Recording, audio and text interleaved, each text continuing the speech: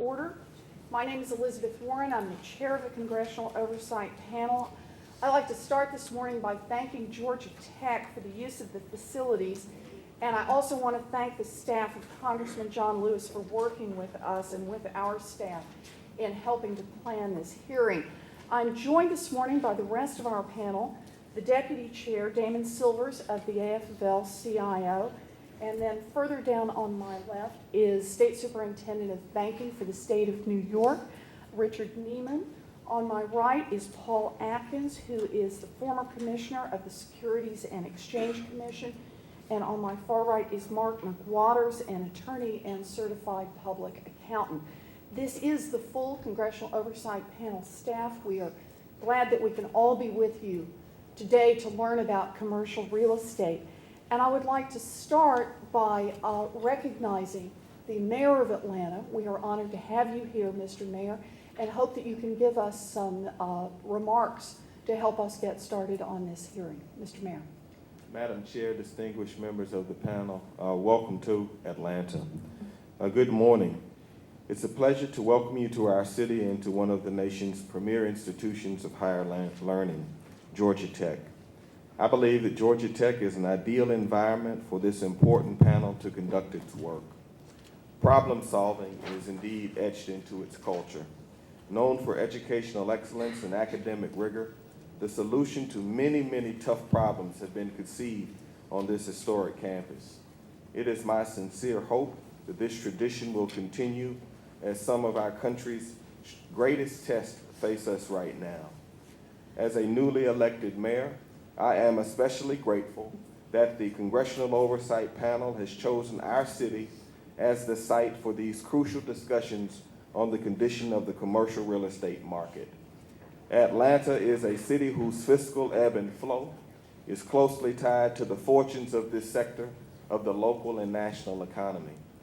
It is not news to anyone, certainly in this room, that our city has been one of the hardest hit commercial real estate markets in the United States. Commercial property values have seen sharp declines. Applications for new construction permits have fallen off to the most alarming levels that I have seen in 50 years. And we have had more than 30 banks fail in Georgia in the last 2 years. The current rate decline is untenable. I use the word untenable after much consideration because a declining commercial real estate market has a compounding impact on our city's tax base, our employment levels, and the availability of affordable housing for our families. And this threat to the vitality of our city, our nation, and our state must be met with action. That said, I do want members of this congressional panel to know that the scope of the challenges that Atlanta faces are substantial, but we are willing to work as partners. Our citizens are uniquely aware of the existing realities and the burdens to be borne in order to turn around our local, regional, and national economy. But we are also very optimistic in our hope that there is an impending recovery, and we know that your work is an important part of the recovery. We hope that the solutions developed from today's discussion will play a role in the reversal of fortune within the commercial real estate market and by extension, the larger economy. Please know that in our city, you have a partner who is willing to work with experts from the public and private sector to stabilize the various markets within our economy. Thank you for the opportunity to speak with you today, and may your hearings be just as productive as they are necessary. Thank you, and welcome to Atlanta. Thank you very much, Mr. Mayor. We appreciate it. We're going to start with some opening statements from the panelists, and then we'll call our first panel. So thank you, Mr. Mayor, for being with us. The Congressional Oversight Panel was established in October of 2008 to oversee the expenditure of the $700 billion Troubled Asset Relief Program, or TARP, as it is commonly known. We issue reports every month on different topics, mostly trying to evaluate Treasury Department's administration of this program and their efforts to stabilize our economy. As part of our work, we travel from area to area to try to go to the places that have been hard hit by various aspects of the financial crisis. This morning we have come to Atlanta to learn more about the wave of foreclosures and vacancies sweeping through your commercial real estate markets. To prepare for this hearing, we did some research, and what we discovered was deeply disturbing. We learned that vacancy rates for Atlanta retail and office space grew throughout 2009, eventually topping 20%. Commercial property values have declined across the board, and the price per square foot of office space has fallen by 50%. These declines have severely threatened bank balance sheets, contributing to the failure of 30 Georgia banks since August of 2008, more than any other state in the nation. Now, many experts believe that Atlanta's experience could foreshadow a problem that could echo across the country. Such a crisis could cause damage far beyond the borrowers and lenders who participate in any one transaction.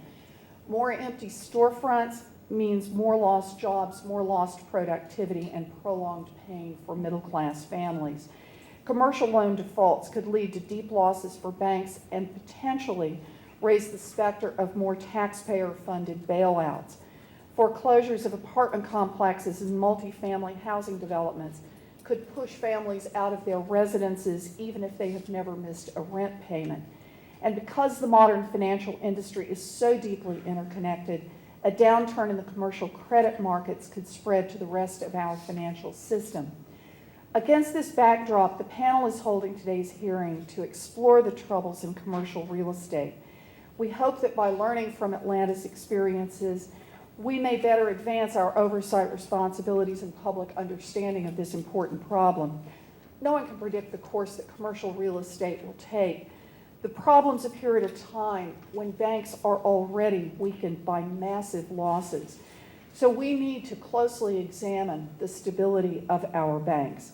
For example, the stress tests conducted last year examined financial institutions only through 2010.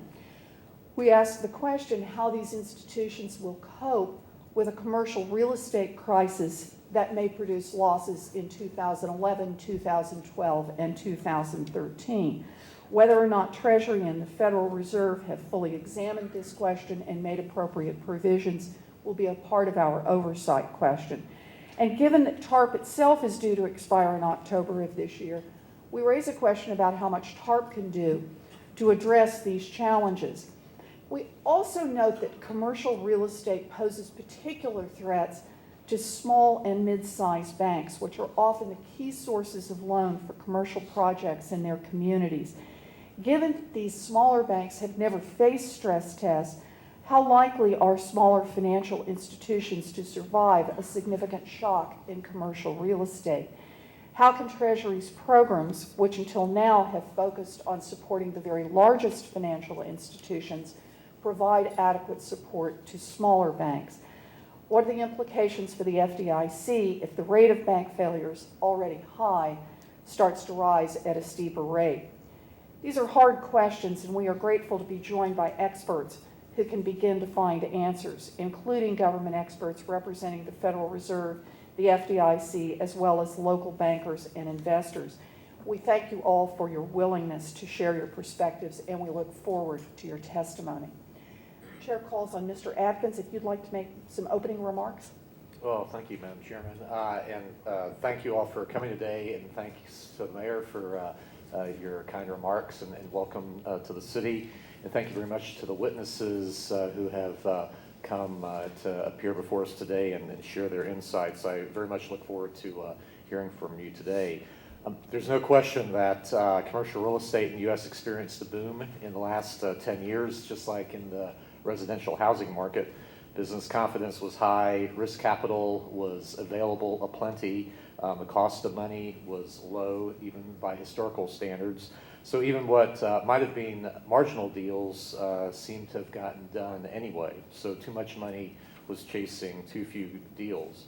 I want to leave as much time as possible for the witnesses to talk, so I don't want to talk myself today, but the things that I really am interested in hearing about from the witnesses, of course, is the current state of the commercial real estate market here in Atlanta and also in the United States as a whole.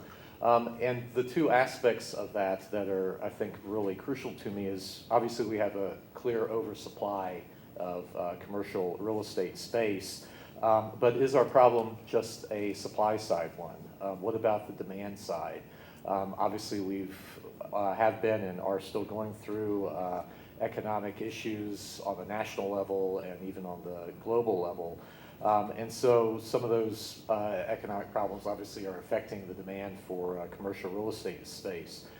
People are reluctant to invest or take on obligations of new loans or take on risk because of uncertainty of the future.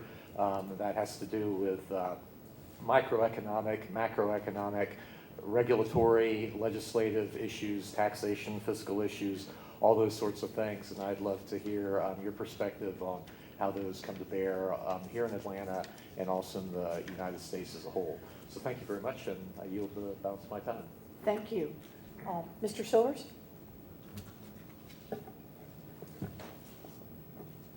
Thank you, Madam Chair. Good morning. Like my fellow panelists, I'm very pleased to be here in Atlanta and grateful for the help and the presence here today of Atlanta's Mayor, Kasim Reed. I also want to extend my appreciation again to the office of Congressman John Lewis, one of the people in public life whom I admire most.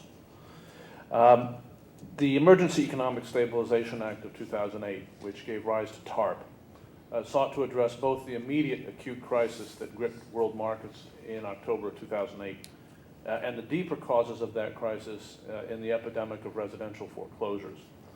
The purpose of the act was not to stabilize the financial system for its own sake, but to do so in order that the financial system could play its proper role of providing credit to Main Street. Since this panel began its work a little more than a year ago, we have continued to ask three questions. First, is TARP working effectively to stabilize the financial system?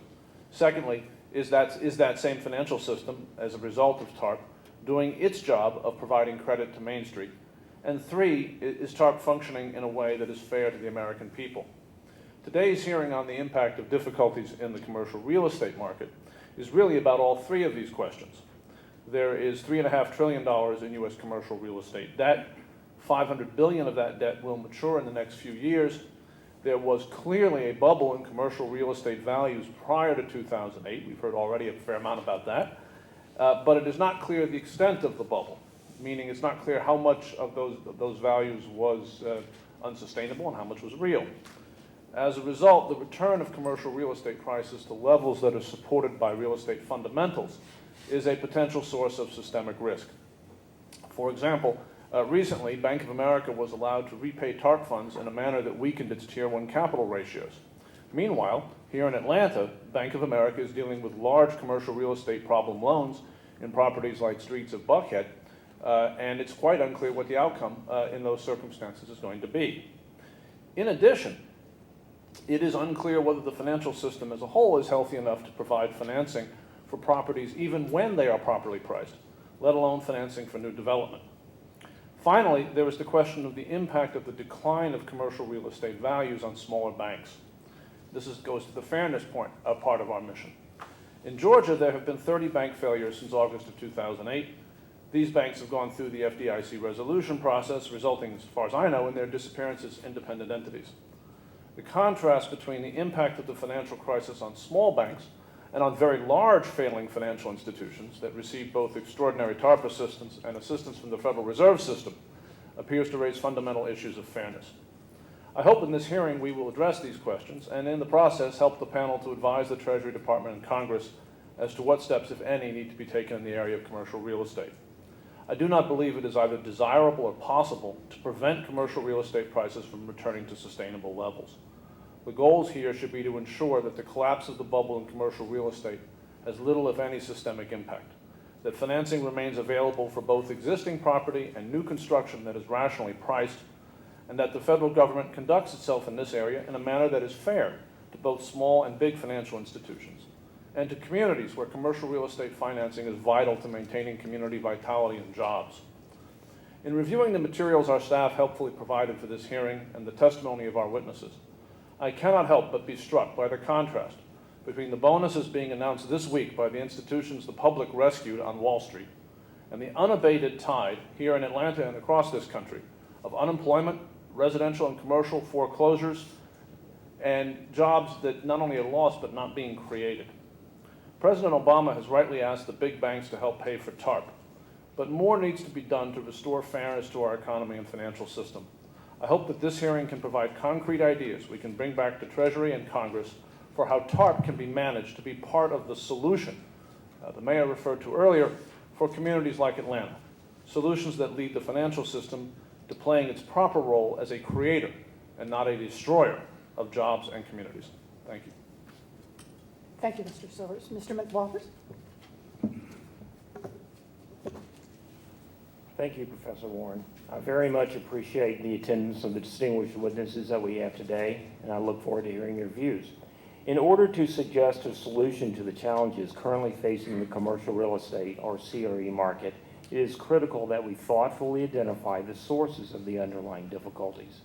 Without a proper diagnosis, it is likely that we may craft an inappropriately targeted remedy with adverse unintended consequences.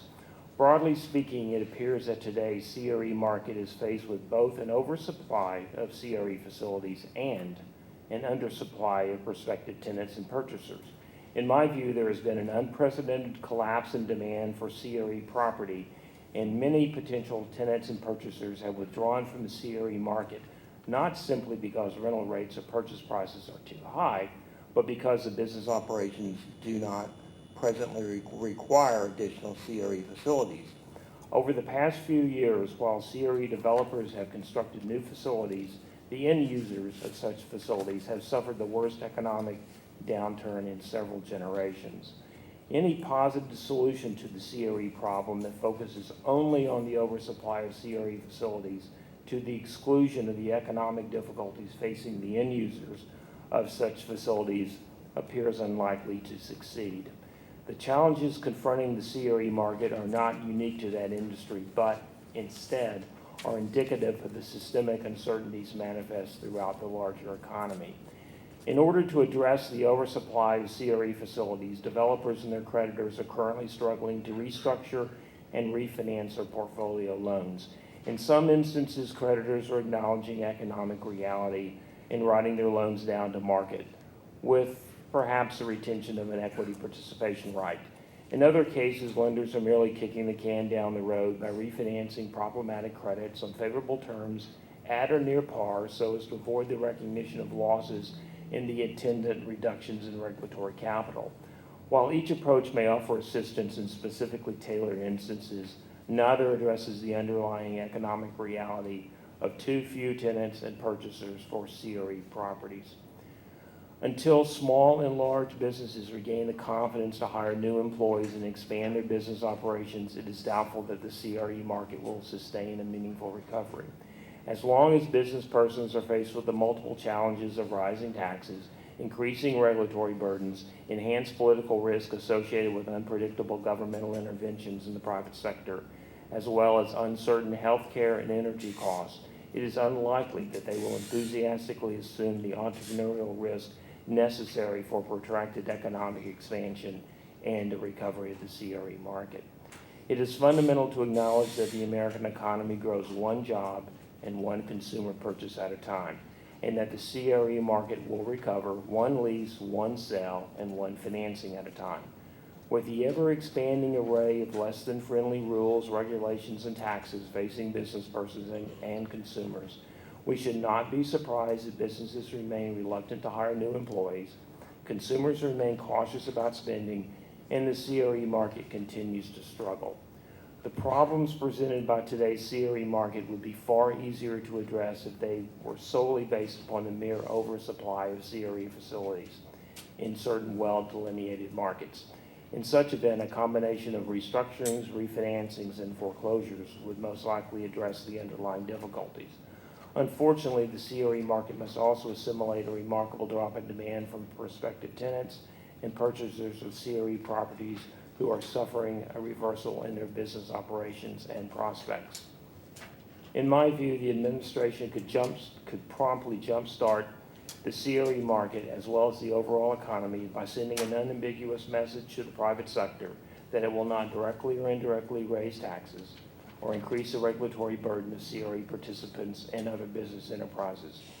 Without such express action, the recovery of the CRE market will most likely proceed at a sluggish and costly pace that may foreshadow the Secretary's allocation of additional TARP funds to financial institutions that hold CRE loans and commercial mortgage-backed securities. Thank you for joining us today, and I look forward to our discussion. Thank you, Mr. McWaters. Superintendent Neiman? Thank you. I am very pleased to be here in Atlanta. Atlanta has a special meaning to me. I went to law school here at Emory. I even started my career in bank regulation here in Atlanta as an intern for the Regional Office of the Control of the Currency. This hearing continues the panel's commitment to issues around credit availability, community banking, and commercial real estate. It's been 6 months since our first hearing on these issues, which was held in New York City, and it is the right time to revisit them. New York has a unique concentration of commercial real estate properties, but as the recession has lingered, regional business hubs such as Atlanta are under increasing pressure as well. Atlanta in particular experienced a surge in commercial real estate development during the boom years. I mean, from my days here in Atlanta, I vividly recall, in fact, I even worked at the Hyatt Regency in the Sky Bar that went around, the restaurant around, and you could see all the entire city, and now you're looking probably at the 30th floor of a building next to you. Now high vacancy rates for office space here are compounding the fallout from the financial crisis. Reevaluating the growing risks in this sector is a top priority, and that is why commercial real estate is the subject of the panel's first hearing in the new year. Commercial real estate is not a boutique lending niche of importance only to a subset of lenders and borrowers. Commercial real estate impacts every community on multiple levels, so understanding this sector is an important aspect of stabilizing our national economy. When people think of commercial real estate, they often just think of properties such as office buildings, shopping malls, and hotels. But commercial real estate also includes multifamily and affordable housing units, from rental apartment complexes to condos. This is the financing that provides accommodation for jobs, for conducting business, and for living. I know that we will hear a lot today about the risks that troubled commercial real estate loans present for bank balance sheets, and that is certainly a critical consideration, particularly for me as a bank regulator. But financial stability begins and ends with the well-being of our neighborhoods and our families and our national economy. It is the health of our communities that is our ultimate concern. For multiple family buildings in particular, there is a concern that the property's condition will deteriorate as owners' cash flow is diverted to making debt payments. Further, tenants who pay their rent on time can find themselves homeless because their landlord defaulted on the underlying commercial mortgage. In New York, we are developing progressive solutions that could serve as models for stabilizing multifamily housing units nationwide. Foremost is Governor Patterson's 2009 mortgage reform legislation, which provides new protections for renters when their landlord is in foreclosure. Our state housing finance agency is also developing a pilot program to convert unused luxury units to affordable housing. There is still another way in which commercial real estate intersects with people's daily lives, and that is the impact on community banks. Community banks not only provide a proportionally large share of commercial real estate financing, they also are key sources of credit to small businesses, an engine of growth for job creation. We have seen growing numbers of smaller banks fail recently and anticipate that this trend will continue. These small bank failures, which could be increasingly driven by commercial real estate defaults, creates holes in our communities. Where there was once a flourishing center for responsible hometown lending, there can be a vacuum. This means less credit may be available for small businesses as well as for consumer lending. The meltdown in residential subprime mortgages caught many by surprise. But with commercial real estate, we have more advanced warning of the scope and the magnitude of the developing problem. It is my hope and intent that today's hearing will not only assess the magnitude of the problem, but will also explore potential market-based and public policy solutions. I look forward to your testimony and to your innovative ideas. Thank you. Thank you, Superintendent Neiman. We call our first panel now. Our first panel, while they're taking their places, I will go ahead and introduce them. Our first panel of witnesses today will consist of government banking regulators from the Federal Reserve and the Atlanta office of the FDIC. And I'm pleased to welcome John Greenlee, who is the Associate Director of the Division of Banking and Supervision for the Board of Governors of the Federal Reserve System. Thank you, Mr. Greenlee. And Doreen Eberly, the Acting Director of the Atlanta Regional Office of the FDIC. I'm going to ask each of you if you would limit your oral remarks to 5 minutes, but we have read your testimony and your written testimony will become part of the record. So with that, I recognize you, Mr. Greenlee, for 5 minutes. Thank you. Chair Warren, members Neiman, Silvers, Atkins, and McWaters, I appreciate the opportunity to appear before you today to discuss trends in the commercial real estate sector and other issues related to the condition of the banking system. Although conditions in financial markets continue to show improvement, significant stress remains and borrowing by businesses and households has remained weak. The condition of the banking system remains far from robust as loan quality continues to deteriorate across many asset classes because of the economic downturn, increases in unemployment, and weaknesses in real estate markets. As a result, many banking organizations have experienced significant losses and are challenged by poor earnings and concerns about capital adequacy. In Georgia, the performance of banking organizations has also deteriorated. Like their counterparts nationally, banks in Georgia have seen a steady rise in non-current loans and provision for loan losses, which have weighed on bank earnings and capital, and 30 banks have failed in the state since the turmoil in financial markets first emerged. Substantial financial challenges remain, in particular for those banking organizations that have built up unprecedented concentrations in commercial real estate loans, given the current strains in the real estate markets. From a supervisory perspective, the Federal Reserve has been focused on CRE exposures for some time. In 2006, we led the development of interagency guidance on CRE concentrations to highlight the importance of strong risk management over these types of exposures. On October 30th of last year, the federal and state banking agencies, including my colleagues at the FDIC, issued guidance on CRE loan restructurings and workouts. This guidance is designed to address concerns that examiners may not always take a balanced approach to the assessment of CRE loans.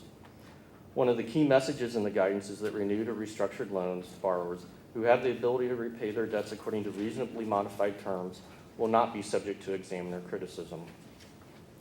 Consistent with our longstanding policies, this guidance supports balanced and prudent decision-making with respect to loan restructurings and timely recognition of losses.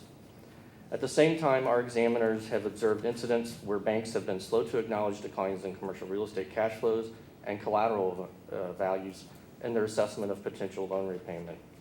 As noted in the guidance, the expectation is that banks should restructure CRE loans in a prudent manner and not simply renew a loan to avoid timely loss recognition. Immediately after the release of this guidance, the Federal Reserve developed an enhanced examiner training program, and we have engaged in outreach with the industry to underscore the importance of the principles laid out in that guidance. Finally, in last November, the Federal Reserve's TARP program financed the first issuance of CMBS since mid-2008. Investor demand was high, and in the end, non-TALF investors purchased almost 80% of the TALF-eligible securities. Shortly thereafter, 2 additional CMBS deals without TALF support came to market and were positively received by investors. Irrespective of these positive developments, market participants anticipate that CMBS delinquency rates will continue to increase in the near term. In summary, it will take some time for the banking industry to work through this current set of challenges and for the financial markets to fully recover. The Federal Reserve is committed to working with Congress and the other banking agencies to promote the concurrent goals of fostering credit availability and a safe and sound banking system. Accordingly, we thank you for holding this important hearing, and I look forward to your questions. Thank you. Thank you, Mr. Greenlee. Ms. Eberly? Good morning, Chair Warren and members of the panel.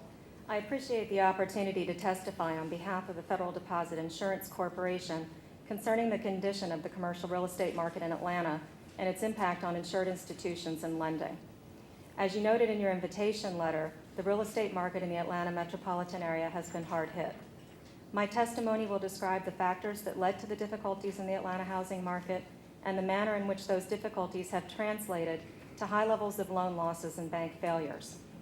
I will discuss weaknesses we have started to see in the Atlanta area market for other types of real estate, such as office, retail, hotel, and industrial properties.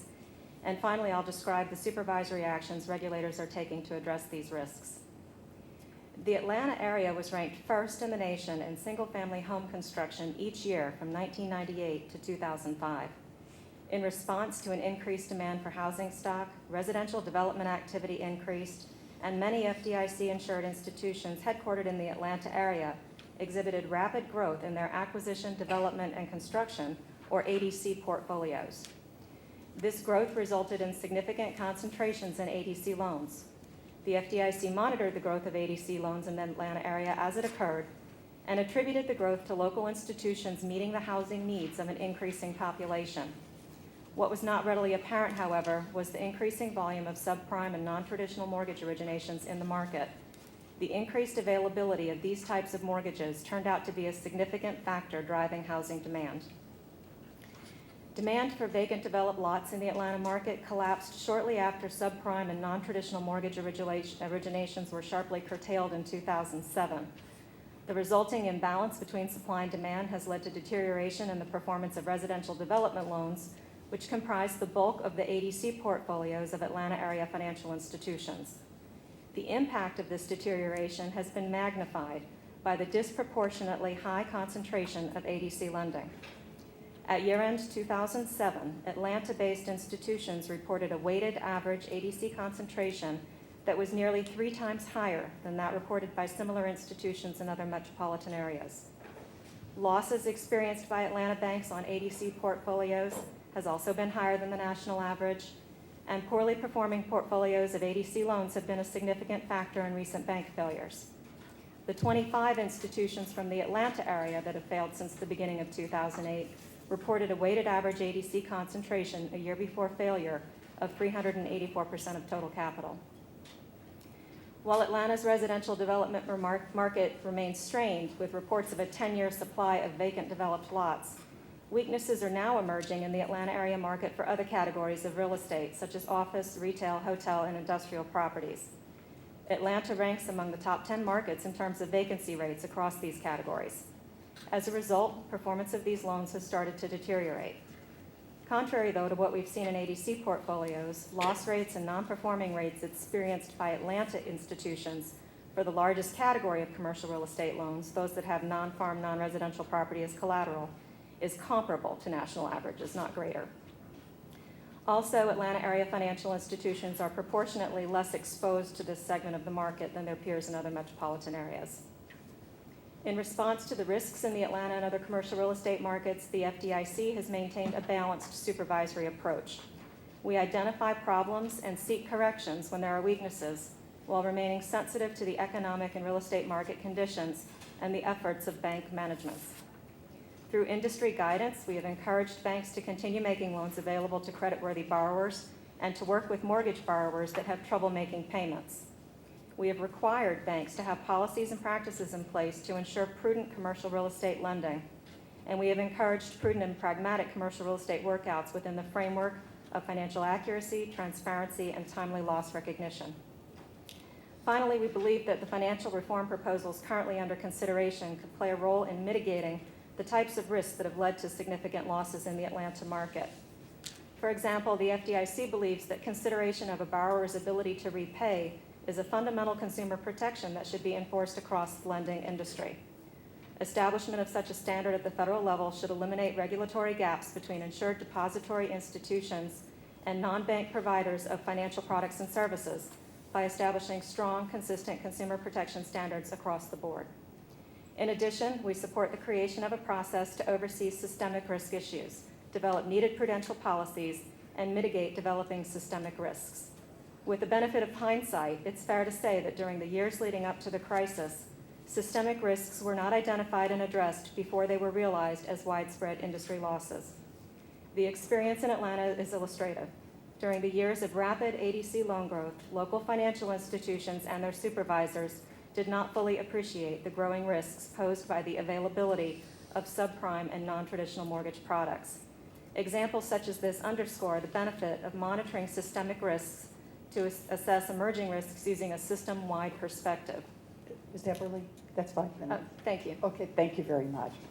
So we're going to see if we can go through a round of questions here. What I'd like to start with, since we have two people who have supervised the regulators in front of us, is I'd like to talk a little bit, ask a little bit about the role of the regulators in the run-up to this crisis. The rules governing lending obviously are going to be critical in understanding the problem and trying to shape some kind of solution. Now, as I understand it, 2005, 2006, there was a significant deterioration in bank underwriting standards, and that in 2006, there was an interagency guidance about risks to banks having large concentrations of commercial real estate, and that the banks complained about this guidance because it would have restricted the amount of concentration that they could have had in lending. And as a result, the guidance was changed, that the regulations were in fact weakened so that there was less regulatory oversight. So what I'd like to start with is a question about the role that the regulators played in the run-up to this crisis, and maybe a grade for how the regulators did. Mr. Greenlee? Thank you for the question. From our perspective at the Federal Reserve, this is an area, addressing commercial real estate in particular, that we've been focused on for quite some time. We did identify building concentrations in the earlier part of the 2000s, and we got together with the other agencies to try to find a way to make sure that as banks were continuing to expand in that area, that they were managing that risk appropriately. And we did issue that guidance in 2006 that you're referencing. The guidance that was weakened when the banks complained. We were trying to balance our guidance in terms of not overlaying too stringent of requirements on banks, allowing them to pursue their business plans. At the same time, to make sure. So we now have 2020 hindsight. How's that worked out for us? I think in 2020 hindsight, you look back and as we've mentioned in both our testimonies, the concentrations has become a significant problem. So what I'm asking about, though, is the role of the regulators in those concentrations. The regulators had the power to make sure that this didn't happen. What went wrong? Well, our guidance was really aimed at trying to get banks to manage those concentrations in a more effective way, particularly through stress testing, understanding what potential difficulties in the marketplace could mean for their solvency, and to have them take the responsibility for managing that risk in a prudent and effective way. But, so let me switch. Let me go then to the current time, since we're going to be pressed on time. To what extent have the current banks, recognized their commercial losses? Are the losses now acknowledged on the books of the banks? Are the books of the banks reliable on the question of commercial real estate losses? Mr. Greenlee? One of the purposes of our guidance that we issued last October was, and I mentioned it in my statement, that we have come across incidents where banks have been slow to recognize their problems. They have renewed and restructured loans in ways that do not increase the chances that the borrower is going to repay the loan in full. So in part, we were trying to send a message to the industry too, that they need to recognize their losses in a timely manner. Our examiners. So my question is, how much confidence do you have that they've done that? And our examiners, that's a main focus that our examiners have when they're going on site. And through our supervisory process, we are addressing the outliers and making sure that the banks are taking those losses. I don't think I'm hearing an answer, though. Are you confident that that has now been accomplished? That the books accurately reflect the commercial real estate losses? I think as the market continues to be under pressure, there could be more losses. Our examination process is designed But you feel confident they're at least current today? I think in terms of individual specific banks, there may be some specific questions there. And I think we want to continue our supervisory efforts to make sure they are recognizing their losses. It's a very hard question to kind of answer in a very general way, because I think it's very institution specific as to whether or not they have good risk management and loss recognition Ms. practices. Eberly, I'm sorry, I didn't mean to ignore you during this. We have such short periods of time. Would you like to add to either one of those questions about the role of the regulators or where we stand now? Yes, I would. To the second question, I think that the point that Mr. Greenlee is making is an appropriate one, that this is an ongoing process for financial institutions. They're required to take a look at their loans on a regular basis as they do their call reports to the the federal regulators. Their financial statements every quarter have to be an accurate reflection So you're of their confident in the financial books condition. now? But I wouldn't say that the losses are over, if that's your question. No, that's not my question. My question is whether or not the books currently reflect appropriately the risks that these banks face. I think, yes, generally they do. There are outliers, but generally they do. Thank you. Okay, thank you very much. Let's circle back around to, I think that was a good question with respect to the guidance back in the middle part of this decade.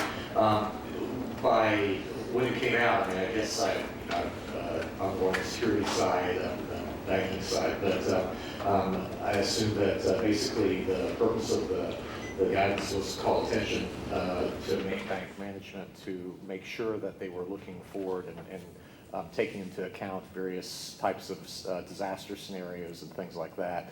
So just to follow up then on the question, as far as when that guidance was revised, maybe you could help for the folks who are watching here, just describe in what way that was revised, and if you have done any sort of look back to see, did that in fact have any change with respect to how banks were treating their loans or undertaking new transactions?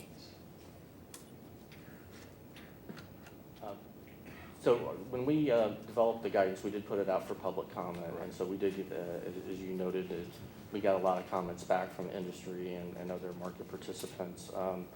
And as we do with everything we put out for public comment, we try to take those into account as we work towards a final issuance.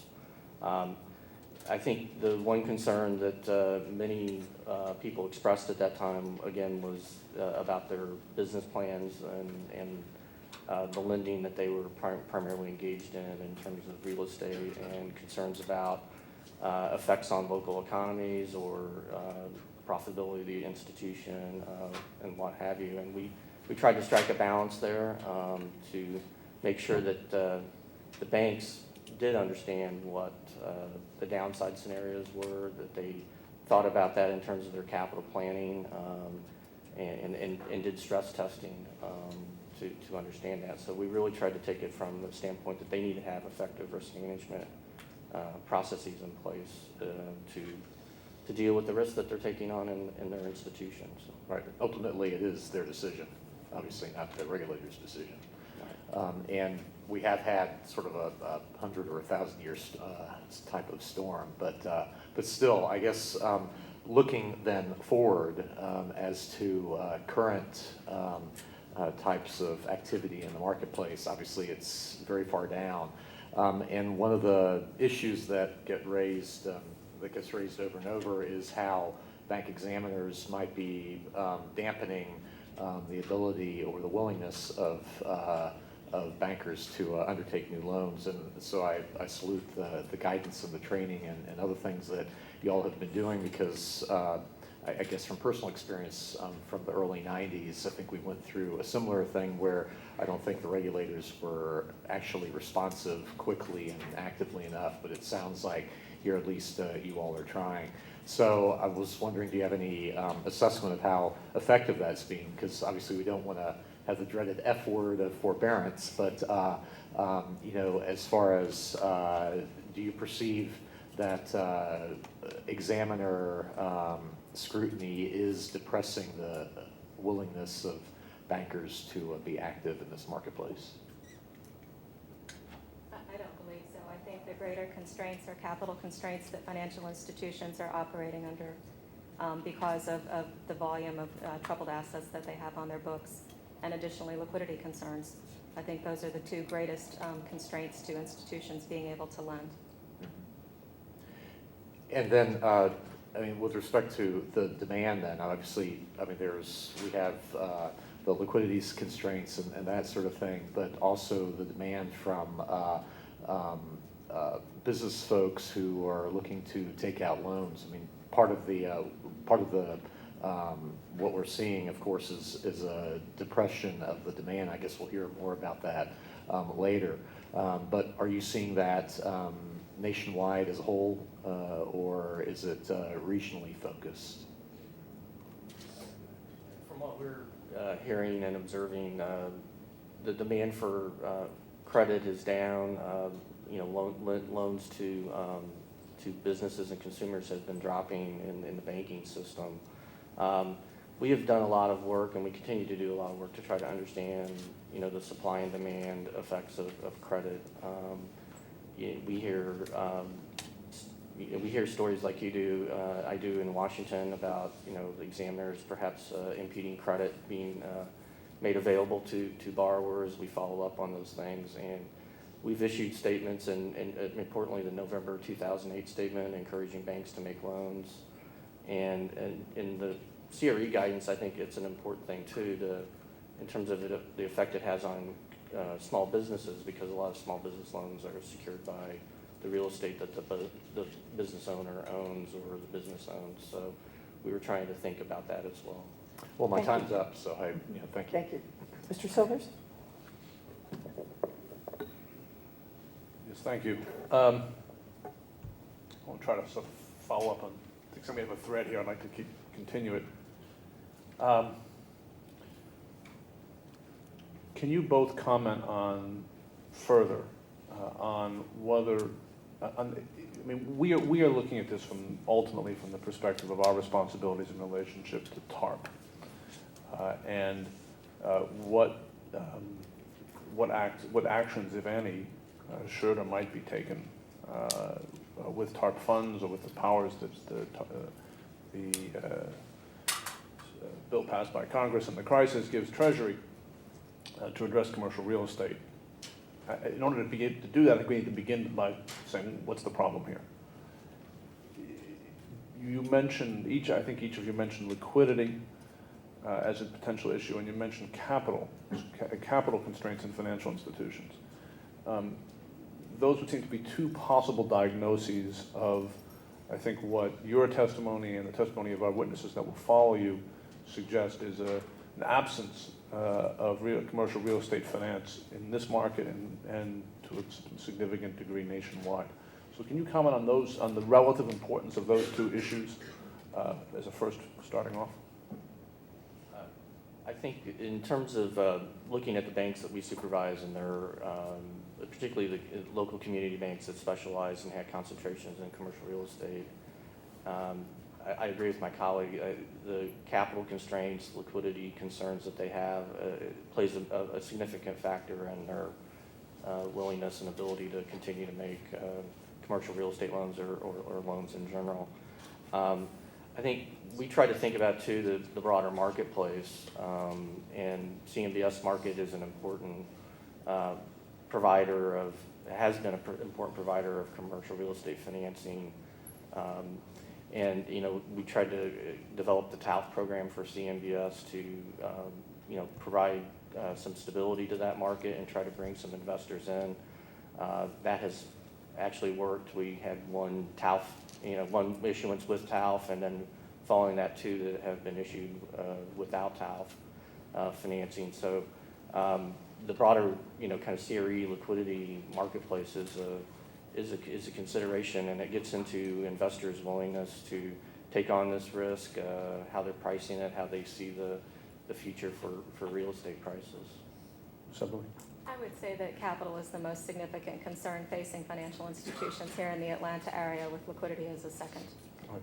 Yeah, so let's focus on capital then for a moment. I must say, I'm inherently suspicious of complaints about liquidity. And the reason, and then before we focus on capital, the reason being that, my liquidity crisis is your belief that I'm deluding myself as to the value of the asset I'm trying to sell. So I want to focus on capital. If that's the major problem, that our financial institutions are undercapitalized, that would suggest that perhaps, Ms. Eberle, you raised the issue of trying to get assets off their books. Is that a plausible solution? Meaning, if assets are moved off of bank books at rational prices today, would that solve the liquidity crisis, or solve the capital crisis, or would it exacerbate it?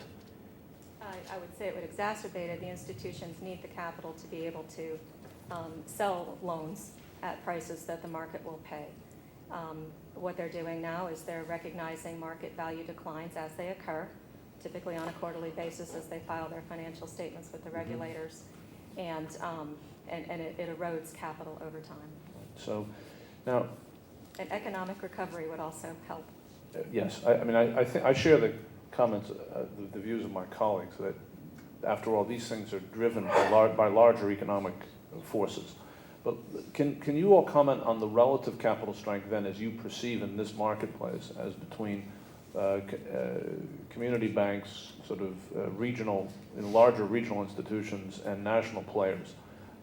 Is there a capital problem across the board, or is this limited to one or more segments of the banking industry?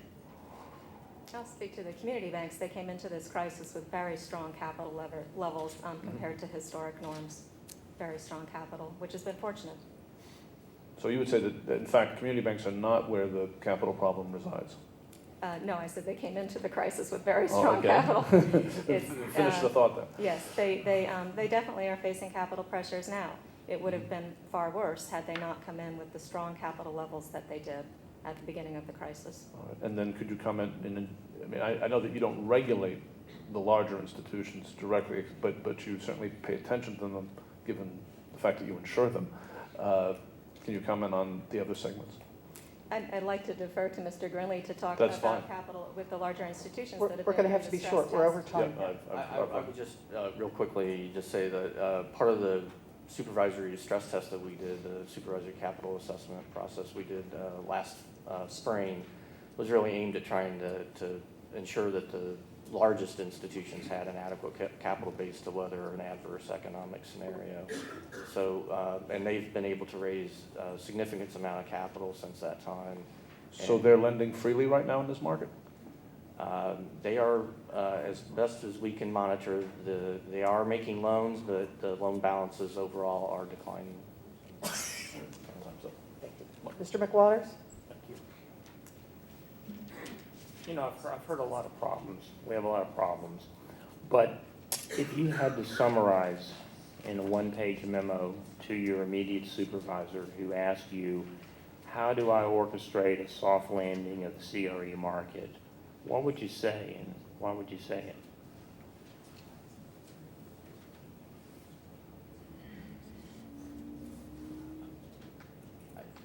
I think that it's a interesting question.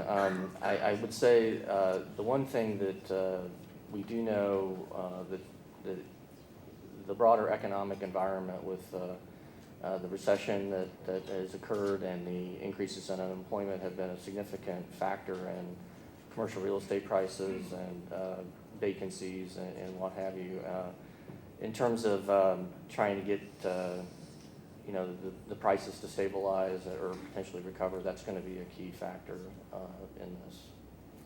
I think what the regulators have already done is the most important step that we can make, which is to encourage institutions to engage in reasonable workouts of loans with borrowers that have the ability to pay, perhaps not make the same payment they were making before, but the ability to continue making payments to the institution at a reduced basis. Loans can be reworked, restructured, partially charged down, and the interagency guidance addresses all of the options and specifically says that regulators will not criticize bank managements for engaging in that sort of activity.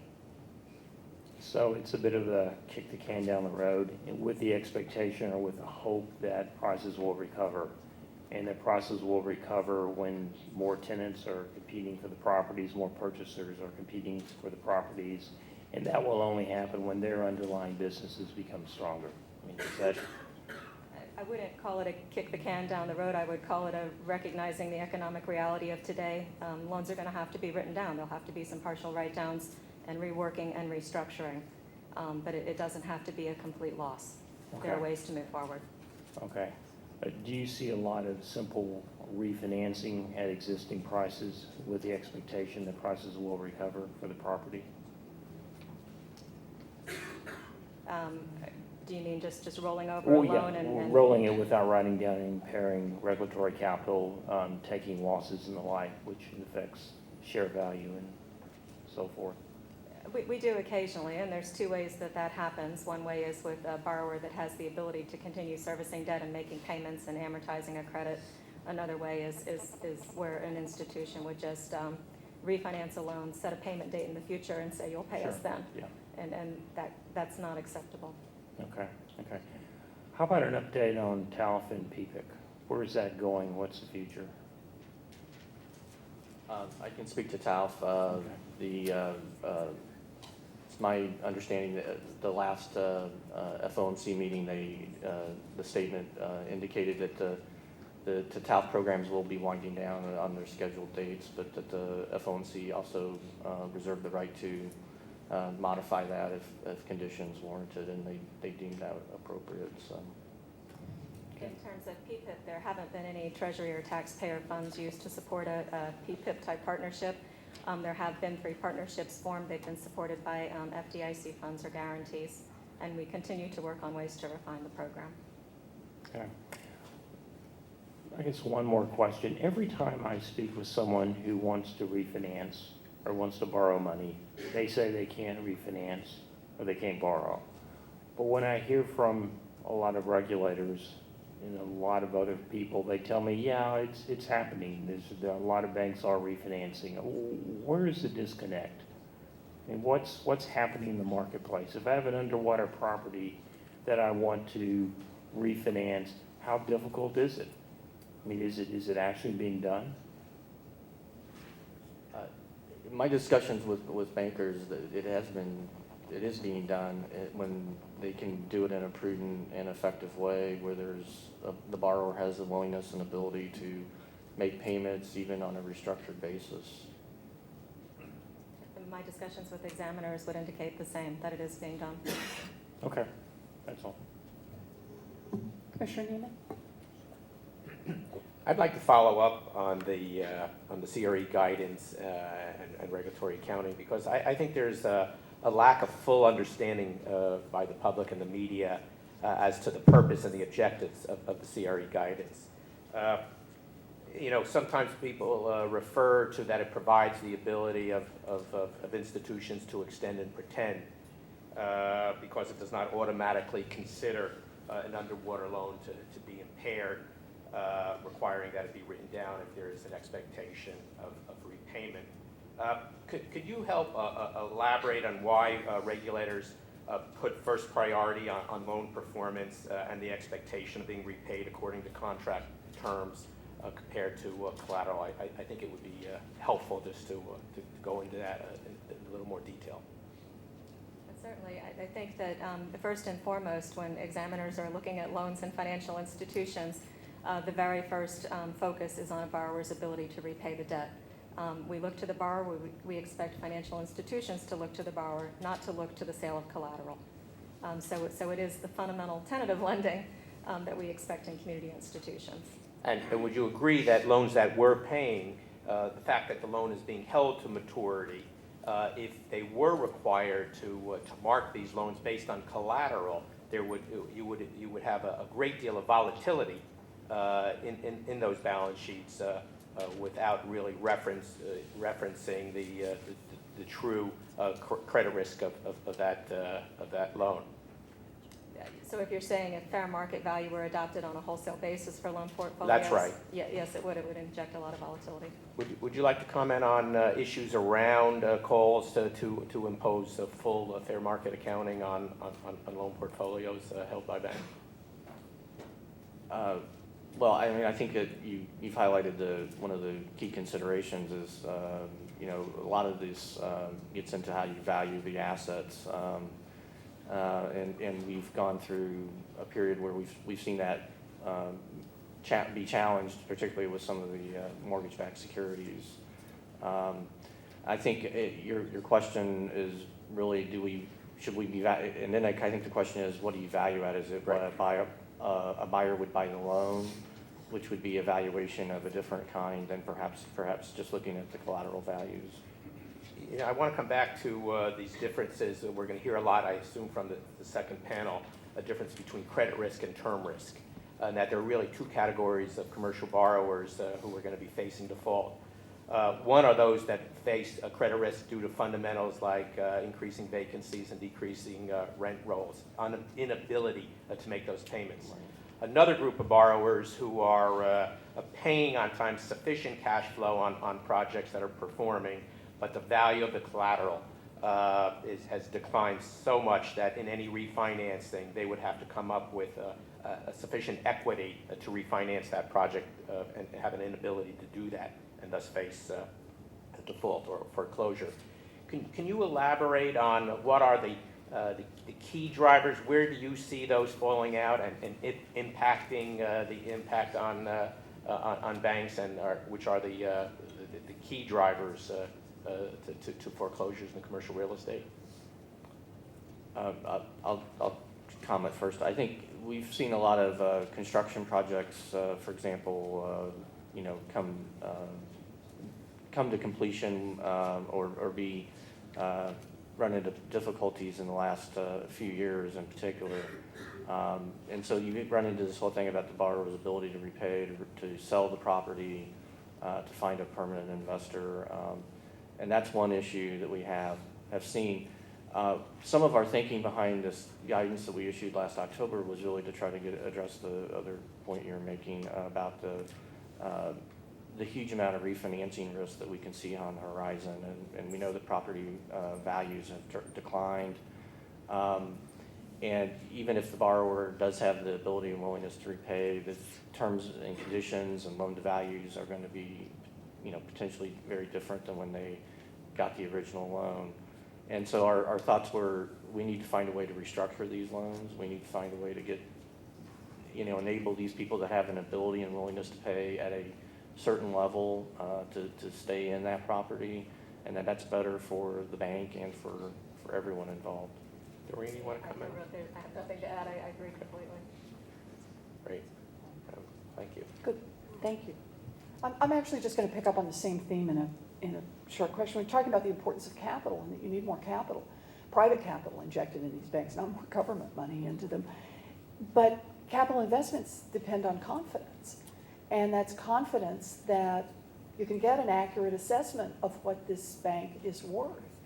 And that depends on how these assets are valued. And frankly, the regulators don't give us a lot of confidence based on their most recent history.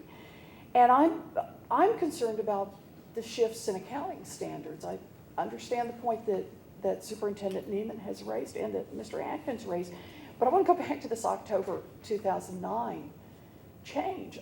As I understand it, it's that we all understand that any loan that has a loan-to-value ratio that's low, that has a lot of equity in the deal, is a loan that's most likely to be repaid. And as I understand this change in accounting, it says that, hey, if you're in negative territory, if there's not only no equity, but you're actually below water on this loan, you don't have to reflect that in your books. You've softened how to reflect that in your books. And what concerns me is how this helps improve the kind of confidence in the banks that the books accurately reflect where the banks stand financially, so that investors say, it's good to invest in banks. I want to make a capital investment in the banks. So every time I see this softening, I'm really troubled about this, and I just want to understand it. Has everyone? I wouldn't call it a softening.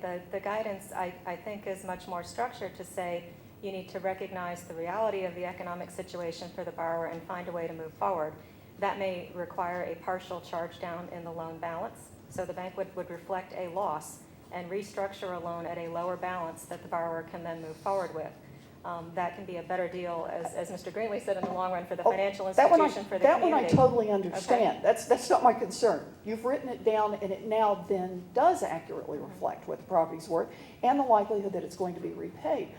What I'm concerned is the part that I'm reading that says, in effect, if you've gone from a loan that had a positive equity on it to a loan that has a negative equity on it, you don't have to change in your books so long as you can continue to collect monthly payments. You don't have to change in your books the value of that loan. Now, if I'm not understanding this correctly, that's fine, but No, I want to understand yeah, it the no, right that's way. correct. And if the borrower has the financial wherewithal to repay the loan, and you're looking at the borrower's obligations on a global basis, and they have the capability and willingness and demonstrated willingness to repay the loan, there's no reason to write down that You're saying loan. there's no reason to write down a loan. We should treat loans exactly the same, whether they have positive equity or negative equity? I don't know any banker on earth who's done that prior to this time. And yet, this is what the regulators are saying we should do. We should treat those as if they were the same value.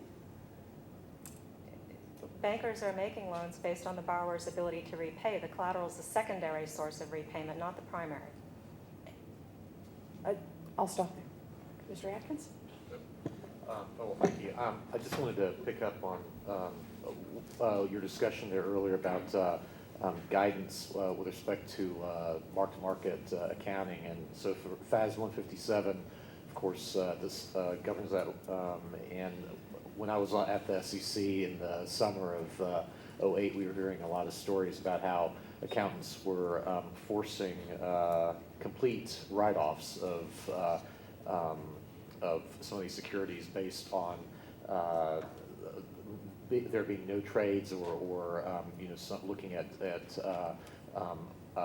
indexes and things that were indicating that the values were very low. The SEC finally in September of 2008, with the FASB, came out with guidance with respect to 157 to clarify the orderly market aspect of that, which I think was overdue and finally helpful to relieve some of the chaos in the market. So I was wondering, do you view that guidance now as being sufficient?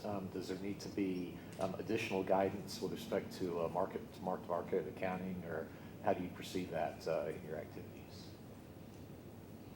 I think that was helpful when that got clarified. I think really we're talking about the level 3 assets and how those get valued. And I think as we've gone through the process, the banks we deal with and the broader marketplace have been better at developing those models and making sure that they've got the right factors, and it's not just based on an index or something that tended to maybe overshoot on the way down. But it's certainly when you get into the illiquid markets, though, it does get to be a challenge, and it's a lot of model risk that has to be managed, and I think that's improved since we went into this financial crisis. So the pressure from the outside accountants has abated because of that. I assume that management now can point to this guidance, and that's proven helpful. I believe it's helpful, but I also, a lot of those assets that were kind of in question at the time were written down quite a lot By now, So right? I'm not sure there's going to be any more Right. write-downs in those particular assets, but valuation practices, at least in some of the larger firms I'm aware of, have improved. Okay, all right, thanks. Mr. Silvers? Yes, thank you. This may not seem like it's follows the thread of the conversation, but I'm going to come back around to it. Some of the testimony we have for today suggests strongly that in this area, in the Atlanta metropolitan area, real estate development, residential real estate development, and all of the ancillary activity associated with it, it's a very large portion of the economy in this area. Do you all have a sense of roughly what that appears to have been? Meaning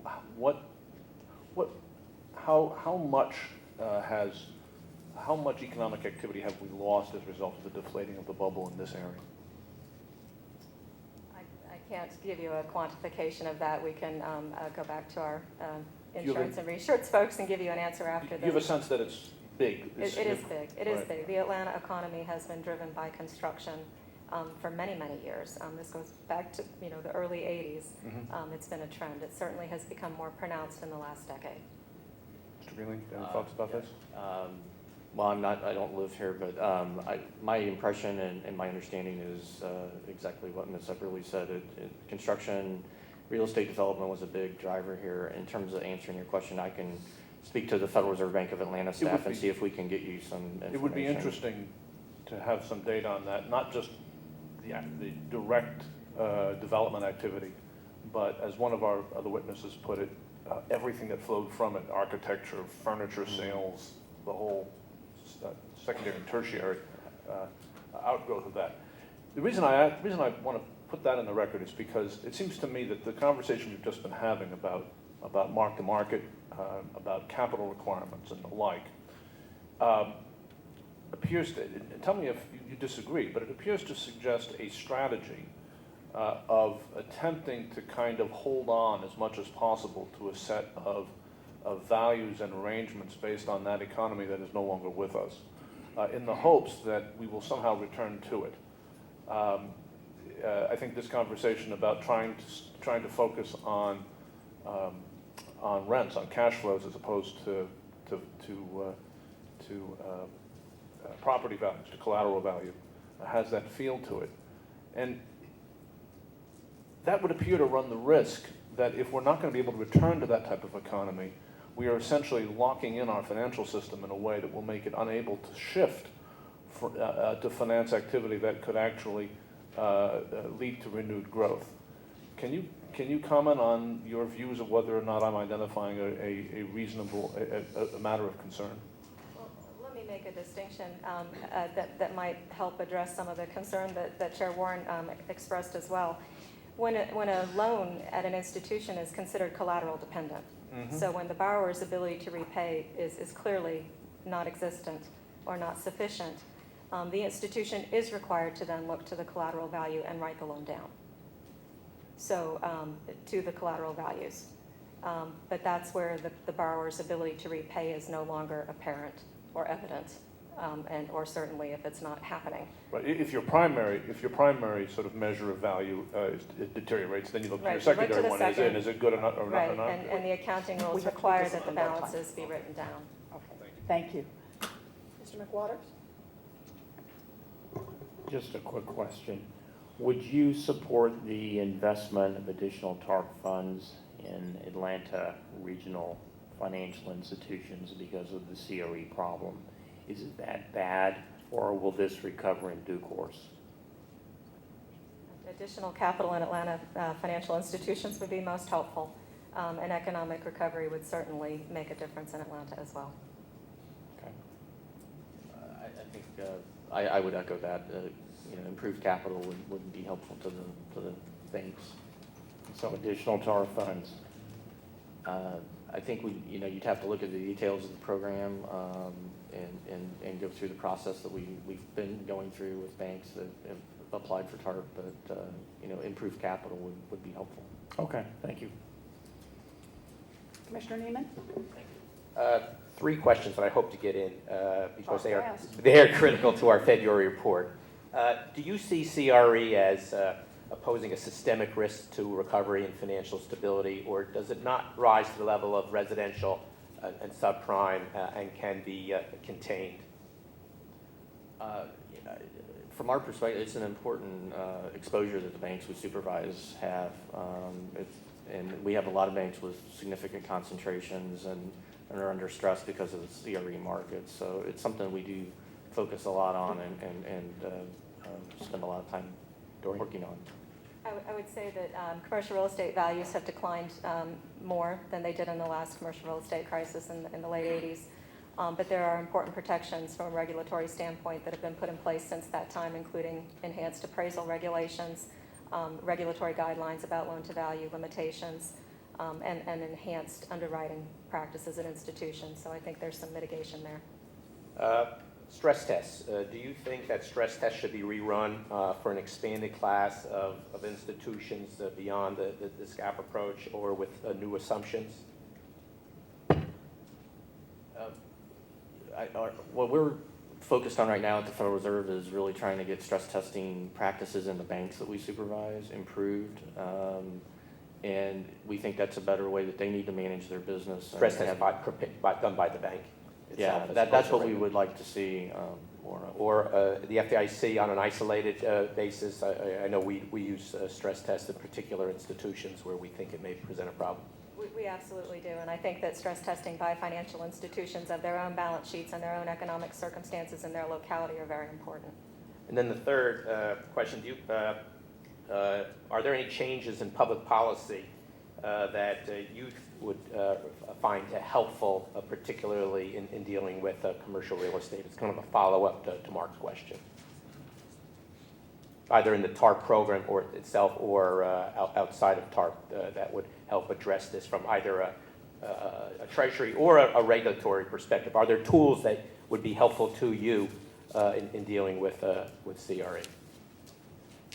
I mean, I can only comment, we did what we thought we could with the TALF in terms of trying to help support the CMBS market and provide financing there. From the FDIC's perspective, are there any changes in public policy or tools? I think that the best tool that we have to use is with the institutions and getting them to work with borrowers. Great. Do you think that CRE guidance is fully understood by institutions, or is there still work to be done in getting institutions to really understand their responsibilities with respect to modification? Yeah, I think it's an ongoing process. Yeah, we've done some initial outreach, but we recognize we need to do more. Great, thank you. Thank you very much. Thank you. This panel is excused. I'd like to call the second panel. I'm pleased to welcome Brian Olasov, who is the Managing Director of the Atlanta office of the law firm McKenna Long and Aldridge, David Stockert, who is the CEO of Post Properties, an Atlanta-based firm that develops and operates apartment buildings, Chris Burnett, the CEO of Cornerstone Bank, a community bank in the Atlanta region, Hal Berry, chairman of Berry Real Estate Companies, an Atlanta-based developer of commercial property, and Mark Elliott, who is a partner at the Atlanta office of the law firm of Troutman Sanders and the head of its office and industrial properties practice.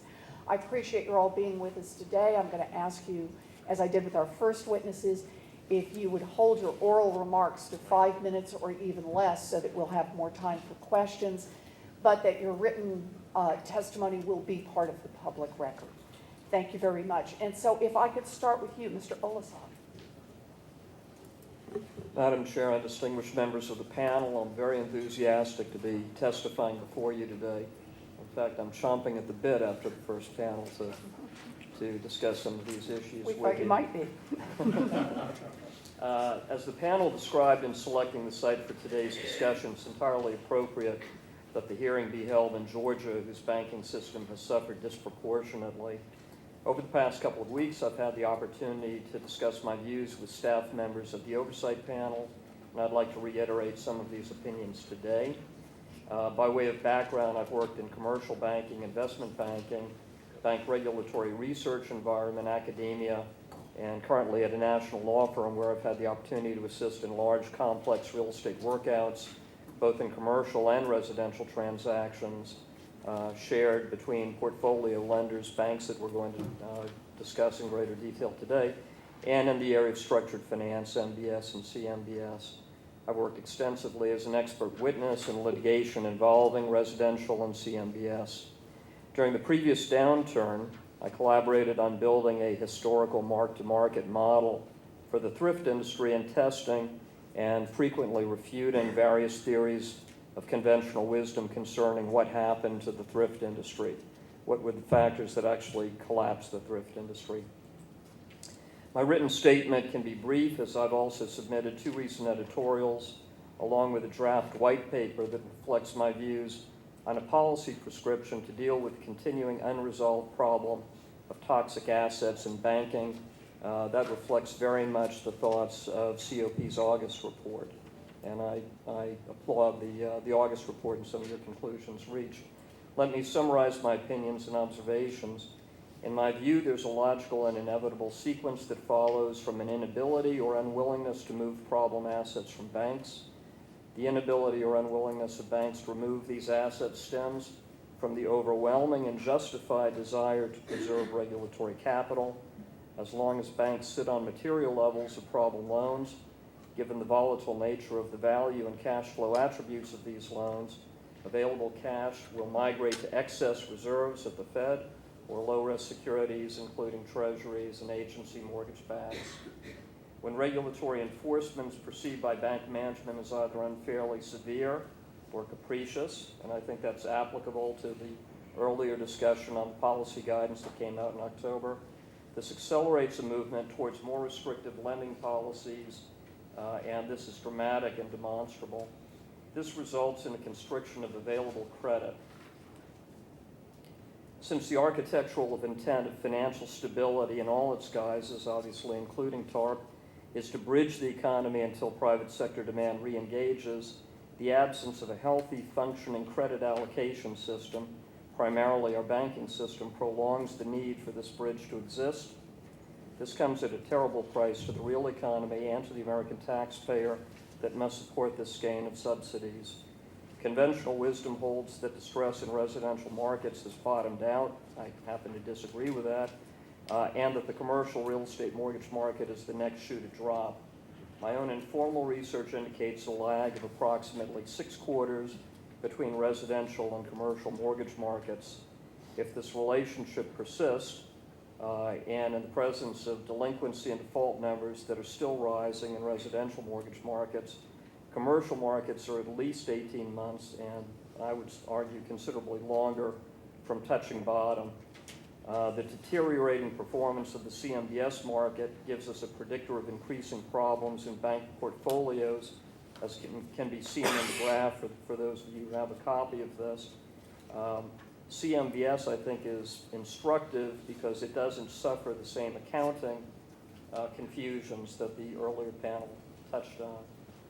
Until we design a mechanism that promotes the movement of problem assets off banks' balance sheets, banks will be less inclined to meet reasonable, prudent borrower requests.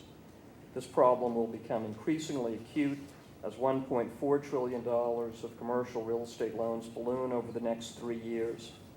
At a national level, where banks hold $1.8 trillion of CRE loans, or 13.5% of all bank assets, a deterioration of CRE portfolios will jeopardize some already weakened banks. And I would add that those are likely to be in those same areas that are currently suffering residential problems, making it much more difficult for those regional banks and that regional system to recover. In Georgia, we're 23. Mr. Oleshoff, I'm sorry, we're at 5 minutes, so I'm going to ask you to finish up, please. All right, thank you. I'll end on a positive note, which is to say that in supporting CMBS and indirectly commercial mortgage lending, TALF has contributed to a dramatic reduction of spreads on senior bonds. TALF funding has been extraordinarily limited, but has still been extremely helpful, including promoting 3 deals done during the fourth quarter. Thank you very much. Mr. Stockert? Thank you, Madam Chair, distinguished members of the Oversight Panel. I'm David Stockert, the President and CEO of Post Properties. We are a REIT that owns and operates nearly 20,000 apartments in 55 communities. Our total market capitalization is roughly $2 billion. I'm testifying for the National Multi-Housing Council and the National Apartment Association, and have been asked to discuss the state of the apartment market. 2009 was one of the most challenging years in memory for our industry. The vacancy rate for investment-grade apartments hit 8% in the fourth quarter, an almost 30-year high. 2009's 2.3% drop in rents nationally was the largest in 30 years. With more than 4.5 million vacant rental units, absorption rates for newly completed apartments have dropped to the lowest level since 1989. Property values have declined by more than 30%, and transaction volume has plummeted from $100 billion to around $14 billion in just 2 years. Because of the capital shortage, new apartment development has come to a virtual standstill. New apartment starts set a post-World War II record low of 84,000 units, down 67% from a year ago. This comes as the foreclosure crisis and the echo boomers entering the housing market have modestly increased demand for rental housing. Analysts project that growing demand will create a shortage of apartments beginning as early as late 2011. In addition to these challenging conditions, our industry faces an estimated $50 to $60 billion in loans maturing in 2010 and 2011 that will need to be refinanced.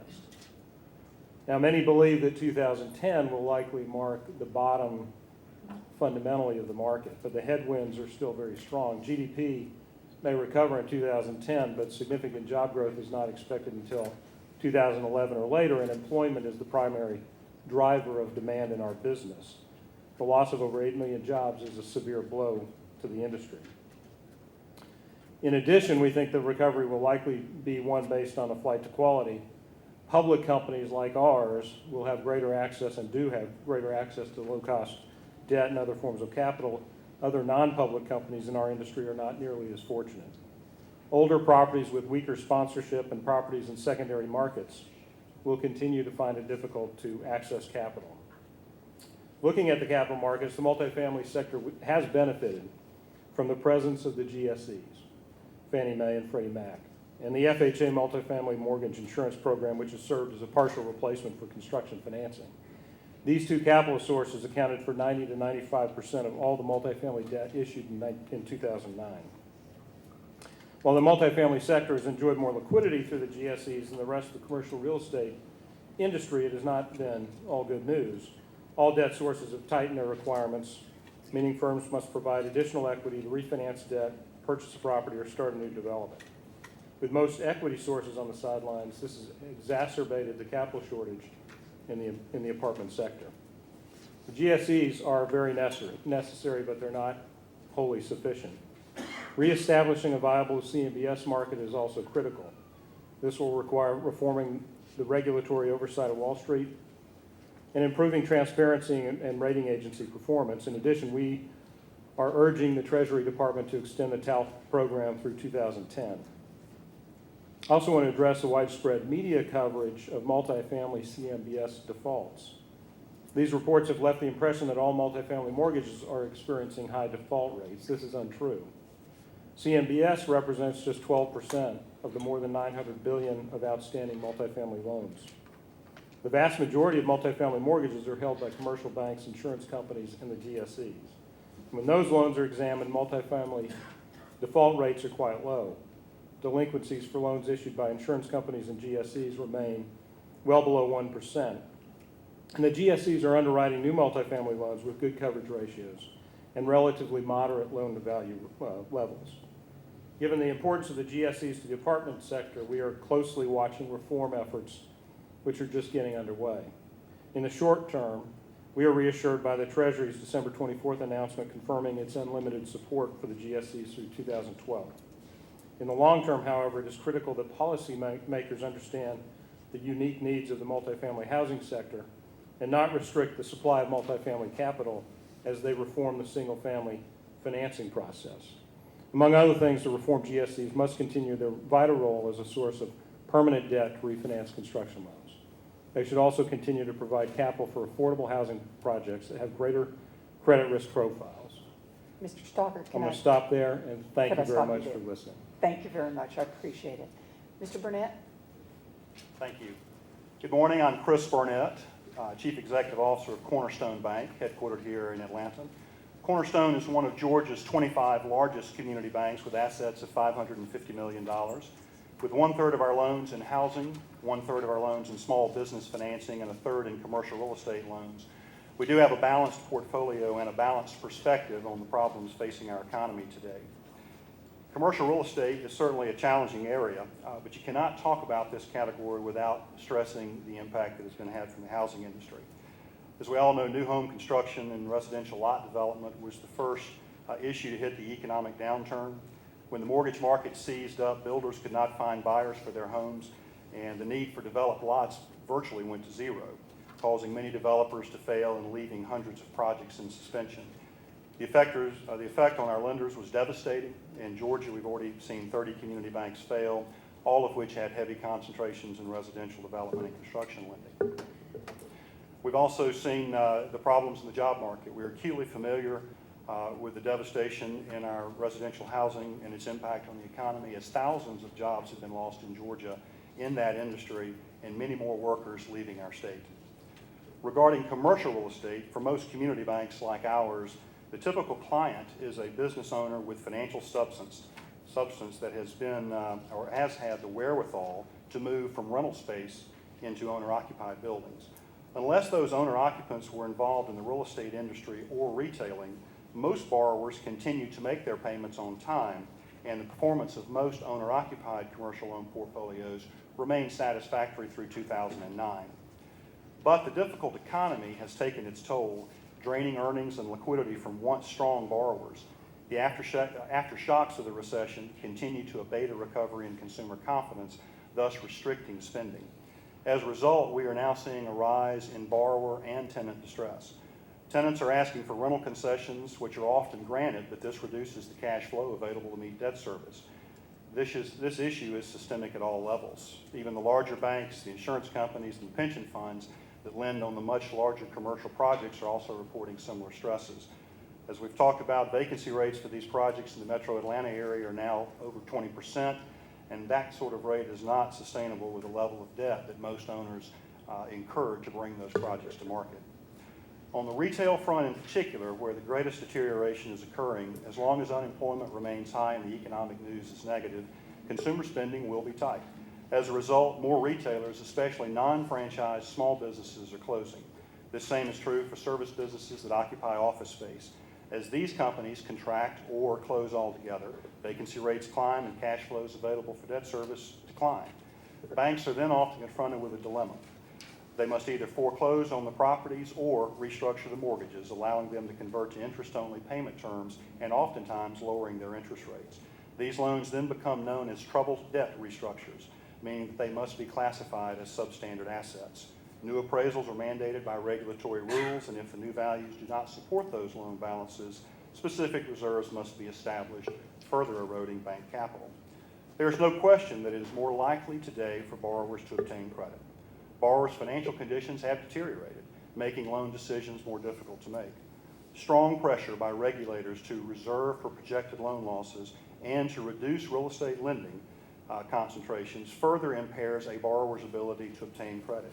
In many cases throughout Georgia, regulatory orders directed at troubled institutions mandate no growth and asset shrinkage policies, therefore making it impossible for those banks to extend credit. And all of this goes on while private capital sits on the sidelines, still apprehensive to invest in Georgia's banks. Let me be clear. We want to make good loans to help businesses and our communities grow. That's what we do, and that's what our industry is all about. That's what Main Street banking is all about. But it can be frustrating to borrowers and bankers when we are told, lend more and be as flexible as possible with workouts, but also apply the hard lessons learned related to sound underwriting. With these conflicting messages, lending more money right now is a very delicate balance. And finally, I'm going to speak briefly on the TARP issue. 26 banks in Georgia have received TARP investments. My bank is not one of those. The TARP application process was perhaps the most frustrating regulatory experience in my 30 years in this industry. Our bank applied in 2008 as soon as the program was announced. We were finally told to withdraw our application in October of 2009, almost a year after the program began. Early in the process, we had new capital lined up alongside with TARP because the receipt of TARP was viewed as a confirmation of viability. But after 10 months of waiting for an answer, those capital sources had dried up. In my opinion, the measure of TARP's effectiveness can be assessed in two ways. If the intent is to help banks clean up their balance sheets and rid them of troubled assets, then it has been effective to a degree in Georgia. Those banks that did receive TARP investments have been able to rid their books of some distressed assets, although at extremely low values. However, if the intent was to stimulate more lending, the jury is still out on TARP's effectiveness. Banks have burned through enormous amounts of capital for both actual and projected losses.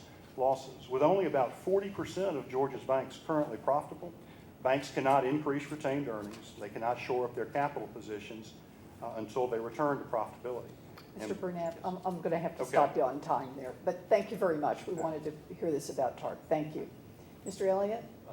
Thank you, Professor Warren and members of the panel. My name is Mark Elliott, and I'm the head of the Office of Industrial Real Estate Group at Travis Sanders. As Mayor Reed said, Atlanta is a real estate town. I have never seen more distress in the market here than I have in the last year in my 30 years of practice. And before I get into specifics, let me just share something with you anecdotally on the numbers. Just to kind of illustrate the point, deal volume for transactions, that's purchases and sales in comparison of 2007 to 2009 in our business has gone down by roughly 1/16. It's roughly in 2009 6% of what it was in 2007. And we as a country and the press decried and panicked when retail sales nationwide dropped by 7%. We dropped by 95%. That distress is remarkable, and it's having catastrophic effects on the service providers in the industry. And I think there are two reasons for this. It relates from problems on the supply side and problems on the demand side. And Mr. Atkins, you had asked for some comments on the demand side, and I'm very happy to address that now. Basically, for a real estate developer or an owner to borrow money, they basically need to make sure that they're going to have a return on that money and a profit that covers the cost of the capital plus the cost of borrowing plus some profit to the owner. And I think for three specific reasons, you're not going to see borrowing of any kind of rigor for quite some time. The first of which is, and people have addressed it here today, it's the tremendous loss of jobs in our economy. And I know you used an 8 million figure. I think it's 6.1 million jobs lost in calendar year 2009. And Mr. McWaters, as you said, will build this back one job at a time. Well, the crash in the real estate industry has occurred one job loss at a time. And every loss of those jobs represents an empty office somewhere. And, or at least there's some very strong correlation. So 8 million jobs lost is a lot of empty offices. The second point is a tremendous loss of confidence in the business sector, coupled by a loss in market cap on the users, on the tenants of this space. Just like builders build buildings on the come, so do tenants lease on the come. And when you're a business unit owner and you're leasing space in the future, you're making business expectations and you're making business judgments on the basis of your business growing, or at least that's been the hope. There's complete loss of confidence on the business growth aspect. And I would say the tenant base is much more worried on what they can do to shrink or get out of their lease 5 years from now than they are what they can do to grow that lease.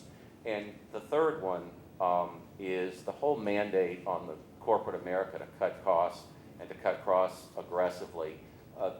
Typically, you'll see that the second greatest cost that business unit owners face after employment is real estate costs. And people are cutting their space, and they're cutting the cost of their space, and they're very, very aggressively renegotiating lease rates. And Mr. Neiman, you made the point about looking out of the Hyatt Regency and 25 years ago and being able to see a nice view of Atlanta. Even though there are buildings in the way now, because of the empty offices in the upper levels of those buildings, you can just look right through the windows and enjoy those views again. That is having a very, very dramatic effect on the value of the businesses. And I guess I'll summarize in this last minute. I think the commercial office market, if you look at it, at the life of an office building, it's almost like an aircraft carrier. You can't break it on a second's notice, and you can't accelerate it on a second's notice. And what you're going to continue to see as leases roll over the next 3, 6, 9, 12, 15 months that you're not seeing now is empty offices where tenants are still paying coupon rate and contract rate because that's their obligation, are going to continue to shrink because that represents their actual need of the space. They are going to continue to aggressively renegotiate their lease rates to reflect current value, not what they agreed to pay in 2001 when they entered into that lease. And so I think you're going to continue to see on the demand side an incredible reticence to engage in any kind of borrowing. And I'll stop there. Thank you very much, Mr. Elliott. Mr. Barry. Well, thank you very much for having me, and I really appreciate the opportunity to be here. Lot to think about. Y'all said a lot of things that made me do more thinking. Let me begin with a quick introduction of who I am. I'm president of Berry Real Estate Companies. I'm a Iowa native, but been in Atlanta involved in commercial real estate since 1966. And as a developer since 1975. Mr. Neiman, you may remember John Portman. I was partnered up with John Portman on a development in the suburbs. It was Portman Berry. And in the 80s, we were the guys that built the big spec, build, and hoped they would lease office buildings. And we proved that didn't work. And in 95, we formed Berry Real Estate Companies. And as opposed to big and spec and empty, our approach was take the supply and demand that you referred to earlier out of the equation, but build to lease properties. It's a little different equation. You have to learn how to meet the demand of that prospect and how to show him how you can deliver a building, whether it be a year later or 3 years later or even longer, but how to develop, design, and develop and finance a property, get him the lowest possible rent structure, but also create the lifestyle for that tenant. Well, we've had a hell of a run at it. I can't, it's been good, about 4 million feet. We're a small entrepreneurial Atlanta-based company that has been able to develop on a user basis throughout the country. And so it was rolling really good until, as you know, this started happening about 2 years ago. And let me talk about some of our problems with our existing portfolio and then the pipeline as I see today. On the existing issues, downtown Atlanta. We're developing a project not too far from here, and when you go out, as you go down the expressway, you'll see this. You'll see part of that. You'll see a building that's leased to Ernst & Young and other tenants, a pre-leased building, and across the street, you'll see the Southern Company building. 2 buildings. We went into an area that the last new building that had been built in downtown Atlanta was probably 15, 20 years ago. And we saw this movement to Midtown, and we saw the exodus to the suburbs, and I was part of that. But we saw a real opportunity downtown, and so we felt we could make a deal and move the headquarters of Southern Company down there. It worked. So we bought the next site and built the Ernst & Young building. You will see our W Hotel is there as well. But in the process of that, we said, look, this is the urban center of Atlanta. This is where it should happen. This is where we talk about commuting. And we all know Atlanta created a colossal traffic jam, 24 hours a day. You know, it is awful. And so we said there's a better way. There's a better way than public transportation. That better way is walking to work. That is live, work, play communities. And so what we did over the last 4 years, 5 years, in red, and I can give you copies of this, is a total of 9 blocks that we assembled. Some of which we have under contract, part of which we own with Mr. Stockard and Post Properties to build residential on it. But a total of 9 blocks, a focus on urban living, live, work, play, walking community, and Atlanta has begun to figure it out. There's a better way than sitting in the automobile. And so we were headed toward the most exciting thing I've ever done. Well, guess what? With this recession, it hit us really hard. So about 2 weeks ago, it hit the press. We have a lender, a bank, who has a loan on the best site we got, the one where that big building's planned. We designed that building out for various users. We're not going to start a spec building at that size. In fact, back to our user-driven philosophy, we don't start spec buildings. You don't have a tenant, you don't build. You take the risk, the supply-demand risk out of it. Mr. Berry, we're out of time here. Already out of time. Do you want to give us a sentence on how the story comes Well, out? I want to move on to one other thing. That is, very quickly, we tried to finance, we were lucky, our user-driven business signed leases with the U.S. government to build 4 GSA facilities: St. Louis, Minneapolis, Cincinnati, and Portland, Oregon. Finding a bank, a U.S. bank, to finance government-leased buildings in today's market, and Mr. Silvers, you're laughing, you know where I'm coming from, is been a real joke. Thank you, Mr. Berry. So I'd like to start with my questions with the reason we do field hearings. I read a lot of different speculation about where we are in this commercial real estate downturn. And here we are in Atlanta with 5 people who've clearly got dirt under their fingernails about trying to live through it. And I just like your assessments and whatever you can give a little bit to back it up. Where are we in this? You know, is it that we've gone down and we've hit bottom, we're near bottom? Mr. Elliott, you talked about continued, you gave us some startling numbers about how far we've gone down, but you're talking about continuing to shrink.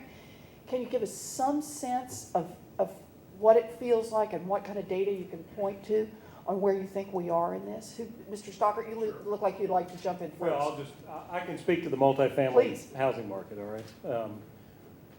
I think that we are nearing the bottom of fundamentals in our business. And I think many of us in the business feel like we're starting to at least see some glimmers in the way of some modest upturn in GDP that we might reasonably assume are going to lead to some job growth over the course of the next couple of years.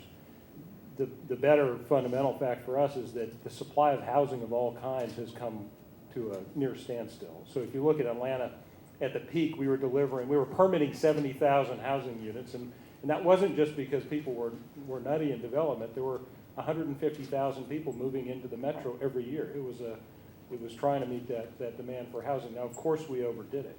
But today, we're on a pace to do 6,000 permits, 7,000 permits in this market. So I get excited as an owner of multifamily and one who's got a reasonable balance sheet, because I think that we'll come to a point where we will be undersupplied in housing. So you think, at least in residential multifamily, you're looking like you're near the bottom just because of a supply demand? Well, on the fundamentals. We're going to have a terrible year in cash flow because the rents that we baked in last year are going to run through for the next year or two. So cash flows are going to be down again. I hear you. But we can see some light. Mr. Burnett?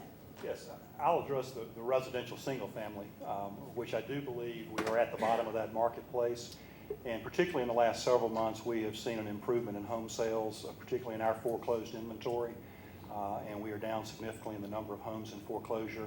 I think that's being driven by 2 primary factors. First of all, we know that interest rates are poised to increase, and so if people want to buy a home, they need to strike now while rates are still low. And second, I think the first-time home buyer credit has been effective here in Atlanta, which is an affordable housing market. But surprisingly, we're now seeing a pickup in lot sales for the first time, because as Dave said, we had about 6,000 building permits issued this past year, and that's about 2 years consecutively. We built virtually no product, so finally lots are beginning to sell. And can I just ask on this, you don't think you have a shadow inventory problem, that, as things pick up, you've got a lot of banks and others who didn't foreclose, and therefore more property is going to gush back onto the market and push it back down? I think from the banking perspective, where we are in a better position there is because we have new product. And if we, versus competing with a mortgage lender who has foreclosed on an existing home, when you're selling a brand new product that's never been lived in, it simply is more appealing to a buyer. But that doesn't mean that the whole market is at bottom. It only means the new market is at bottom and starting to turn up, but that the sale of previously owned homes. Correct, and I think that the new market will lead us out of this. Existing home sales will continue to be much more sluggish. Thank you. Mr. Elliott, can I ask you?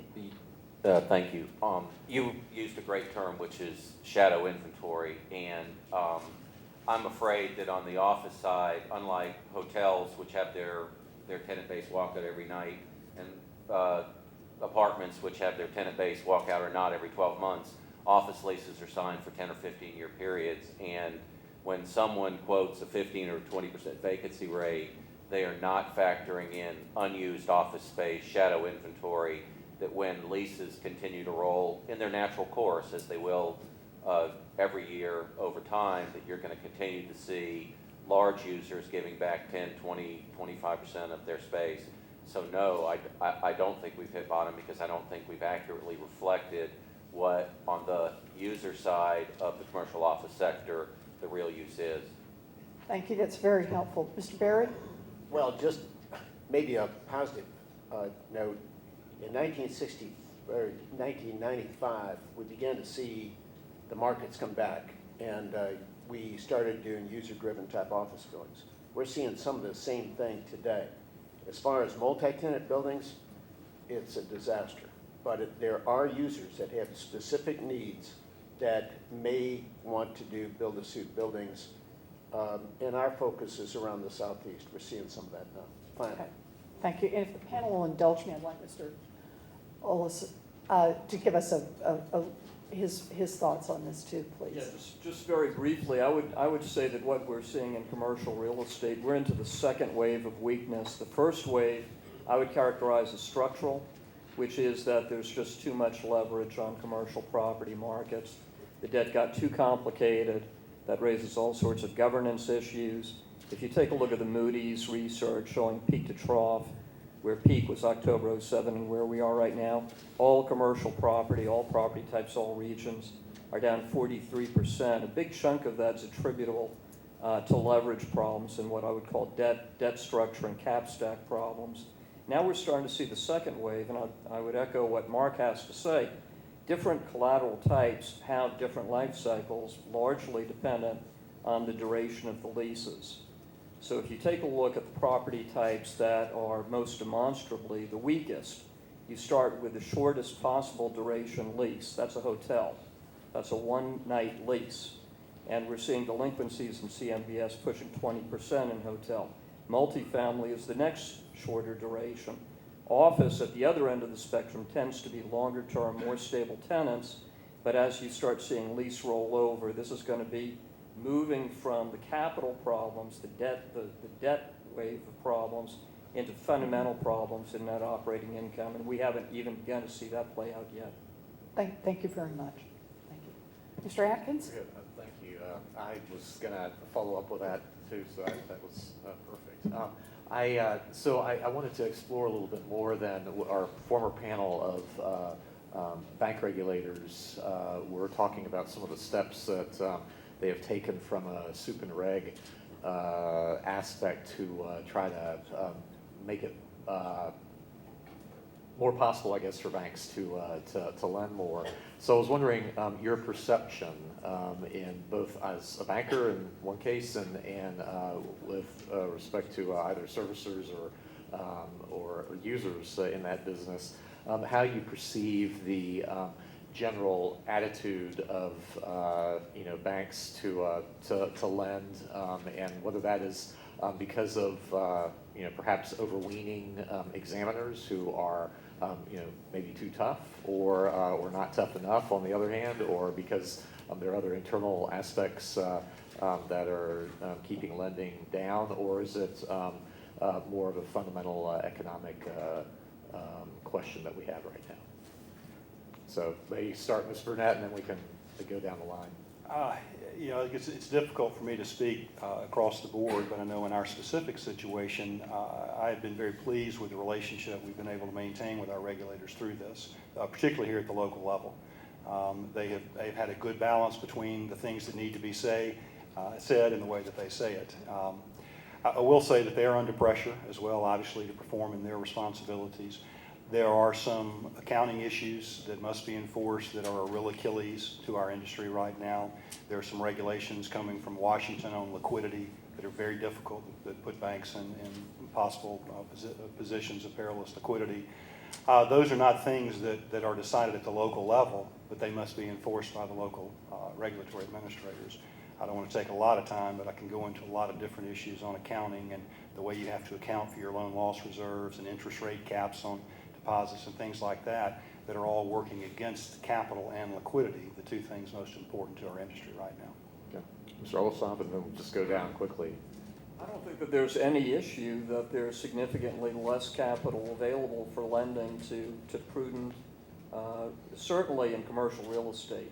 There's a complete drought to meet the needs of either new legitimate business properties or, I think more acutely in terms of refinancing, this enormous wave of commercial mortgages that are coming due over the next 3 years. And it's easily observable. All you need to do is take a look at the call reports out of the banking system to take a look at the decline in loans outstanding. But I think more importantly and more perniciously, if you go to the H8 Federal Reserve reports, you see lines of credit, either corporate lines of credit that have been cut, again, peak to trough, $1.7 trillion. This is the lifeblood of businesses who then go into the marketplace to use space to create new jobs. Or at the bottom part of the food chain of small businesses, a lot of small business people live off credit card borrowings. Credit card lines of credit available are down $1 trillion, again, peak to trough. That is absolutely observable and very clear, and obviously it has extraordinary knock-on impacts on the economy and specific with respect to the ability of all the powers that be in Washington to start removing the props that have been holding up the economy for the last year. That's the reason that I thought the third quarter GDP growth of 3+% was a very false dawn, and that concerns me. Right. Stockard. Yeah, I won't repeat everything everyone said. It's true. I do think, in fairness, it's also true that, is it that you can't get the loan, or is it that you can't get the loan you want to get? You certainly can't get the loan that you got before. Right. And most of what we all are focused on at the moment is refinancing existing debt. Although there's not a lot of construction financing available, there's also not a lot of demand for that, because most of us, other than in some select cases where you've got build-to-suits, you just don't see the demand side for it. But we live in the public market, and the public market has really been out front in terms of price discovery. Our stocks, the REIT stocks, hit their lows in March. That was a come to Jesus for all of us. That was price discovery on our assets.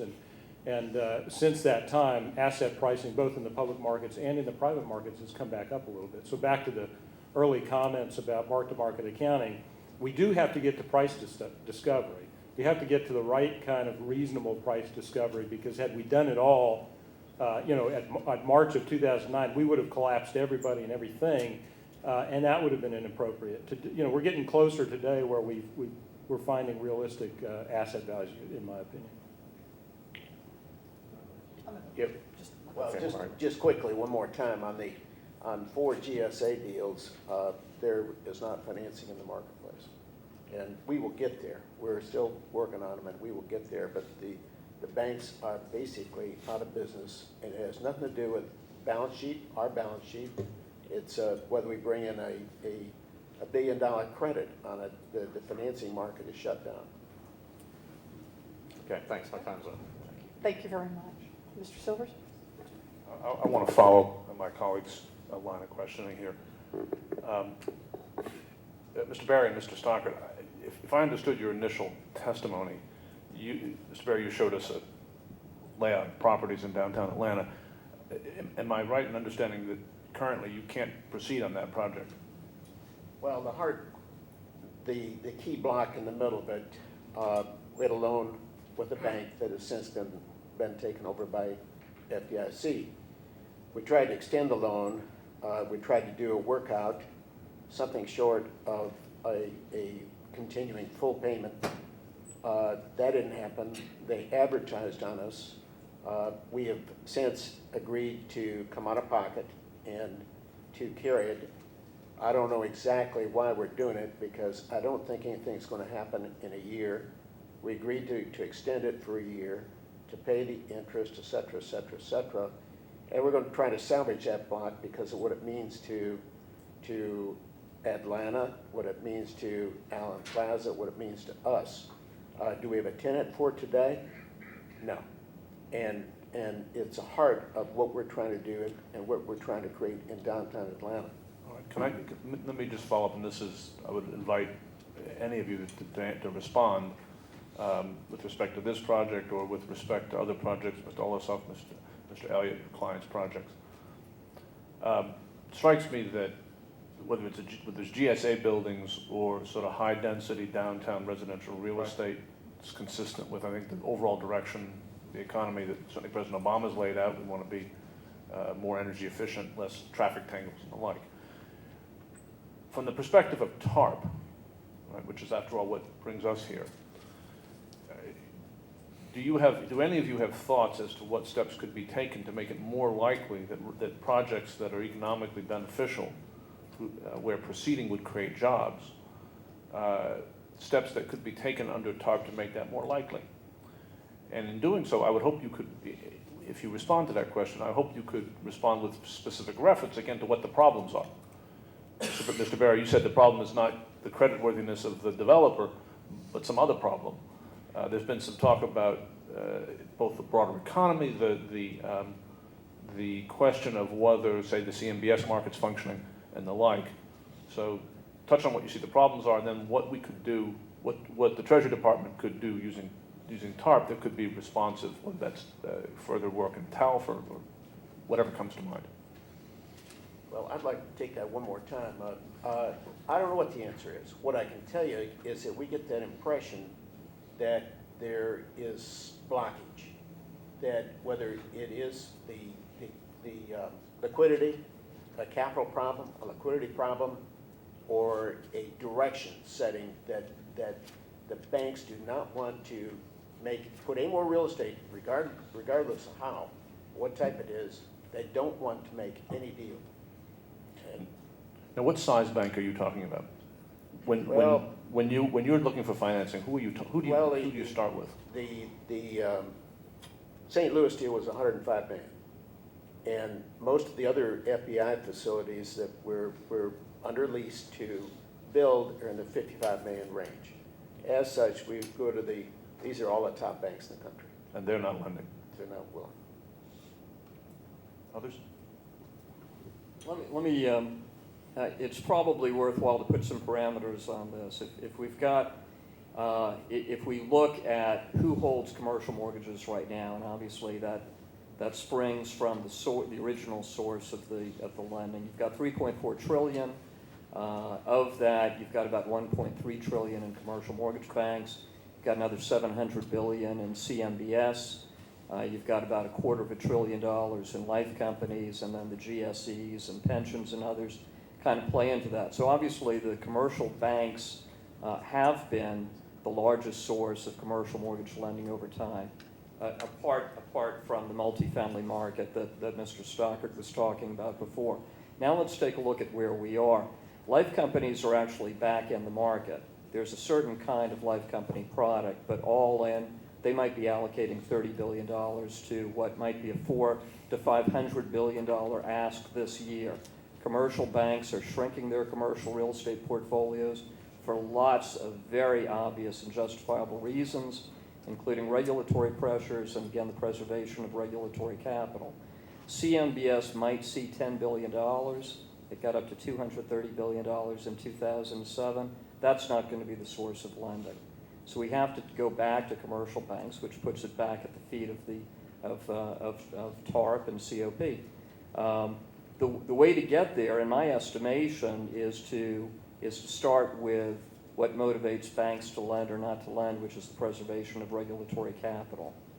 And that's why the white paper that I have addresses the opportunity to allow banks to start stripping out problem loans. And in the presence of those problem loans, they are not going to continue to lend for all the vagaries that we discussed before. Okay, thank you. I just want to stay on time, but I hope we can come back to this. Mr. McWater, let me just say, for those of you who may have noticed, we had originally scheduled this hearing for 10 to 12. I think this is very valuable. If you can stay a few more minutes, what we'd like to do is finish this round of questioning and then do a lightning round. One more round of short questions, and then we want to be able to take comments from anyone in the audience who would like to. We're going to have to keep them very brief, but we'd like to do that. So I hope we can get everyone out of here in maybe about 15 minutes, 10 or 15 minutes. But if you can bear with us, we'd be grateful for that. Mr. McWaters? Thank you. Tell me about your access to foreign capital through either U.S. managed hedge funds, sovereign wealth funds, or other sources. And specifically, what role FIRPTA has played, the Foreign Investment and Real Property Tax Act, and also some of the other restrictions that may be placed upon potential foreign lenders to make loans into the U.S. Any thoughts? The one FBI facility that we're very close to getting done is with a Swiss letter of credit from a Swiss institution providing the letter of credit. And with that, through an investment banking, selling bonds, using that letter of credit as collateral, we're real close. Okay. And we're beginning to see some of that. But we went down long conversations with the Japanese on similar conversations. They're not quite ready. It didn't happen. But we spent several months with them. Okay, but no discussions with sovereign wealth funds or No. hedge funds and like? No. Mr. Elliott, any thoughts? I think they're impacted with the same fundamentals that U.S. banks are, which is until there's a reasonable return or they can price themselves in a way that would be attractive for a developer to get a return, they're not going to get in the market. But not being responsive to your question of whether there are regulatory issues that they face, I haven't seen that. That's not to suggest they don't exist. I just haven't seen it. Okay. Mr. Burnett, I assume you don't have a response, but Mr. Stockard? We really haven't accessed a lot of international capital. We haven't needed to. Well, are you involved with the REMIC rules? They've been liberalized lately, making them a little more user-friendly, but they still seem to, which is why I've heard people, flow of capital. With special servicers and CMBS, I'm getting ready to go out to Las Vegas to moderate a panel with them, and they consider the liberalization that came out of the IRS back in September to be a complete non-event. Okay, that's what I've heard also. How would you suggest modifying those rules, the REMIC rules? Well, it doesn't lend itself to a 30-second discussion. I'm not sure that the REMIC restrictions are what ties up the special servicers. I don't think that it particularly ties their hands in seeking the highest NPV resolution. Okay. We've heard a lot about special servicers and conflicts of interest and the like. What's your perspective on that? Again, I'll try to keep this brief, but you're raising some very fraught topics. I would say that there was a bargain made, really going back to the RTC days that kickstarted the new CMBS market, that in bulk, the alignment of interest between special servicers and B-piece investors, those bond investors holding the riskiest piece of the CMBS, was net a good thing, notwithstanding the conflicts. In retrospect, I think a lot of people would argue the discipline of those B-piece investors out of the CDOs, collateralized debt obligations, where they effectively took their equity off the table, should be reconsidered. Okay, thank you. My time's up. Thank you. Commissioner Neiman? Thank you. My question goes to Mr. Burnett. I'm very interested and appreciate your candor with respect to the receipt of TARP capital and experience that you had. I would like to have a clear message, though, as to some recommendations that you would have message to us with respect to the use of TARP funds for community banks. I'm getting a sense that you do not feel that TARP has been sufficiently responsive to the needs of community banks. Our last hearing with Secretary Geithner, where we pressed him on the details of the October program they announced with specifically directed to community banks and tied to specific small business lending. He responded that there was a reluctance from those banks to participate because of the stigma. Could you talk about the need for additional TARP funding through capital programs, and how can it be changed if you do support those in order to make it more receptive to bankers? Well, I think that any time that private capital is available versus public capital, I mean, I as a business person would choose that route for the benefit of the taxpayers. However, I think that at this point, public capital, at least in our sector of the industry, is simply unavailable from institutional levels. And there are numerous reasons for that. One of those is primarily we've now created a system of shelf charters where a charter can be obtained and then capital can be raised from institutional investors to buy failing banks with FDIC assistance. I've had numerous institutional partners say, why would I invest in your bank when if I hang around long enough, I may pick you up, with an 80% loss share agreement. So those sorts of transactions have taken public capital virtually out of the market. That and the general concern on what the future of smaller banks is. As I think Secretary Baer has talked very openly about the number of failures forthcoming, and investors don't know what to expect from Washington in terms of closures this year and next year, so they are sitting on the sidelines. So it is perhaps TARP that may be the only source of capital for banks in our sector. If you look at at TARP across the board, I believe about 8% of all U.S. banks receive TARP. I know there were 26 here in Georgia. You would support seeing an expansion of those programs for community banks, and how would you change the program in order to implement it more effectively? I would support seeing an expansion of the TARP program. I think that in all candor, the conditions are going to have to be changed. I know in our case a year ago when we applied, our company was in better shape than it is today.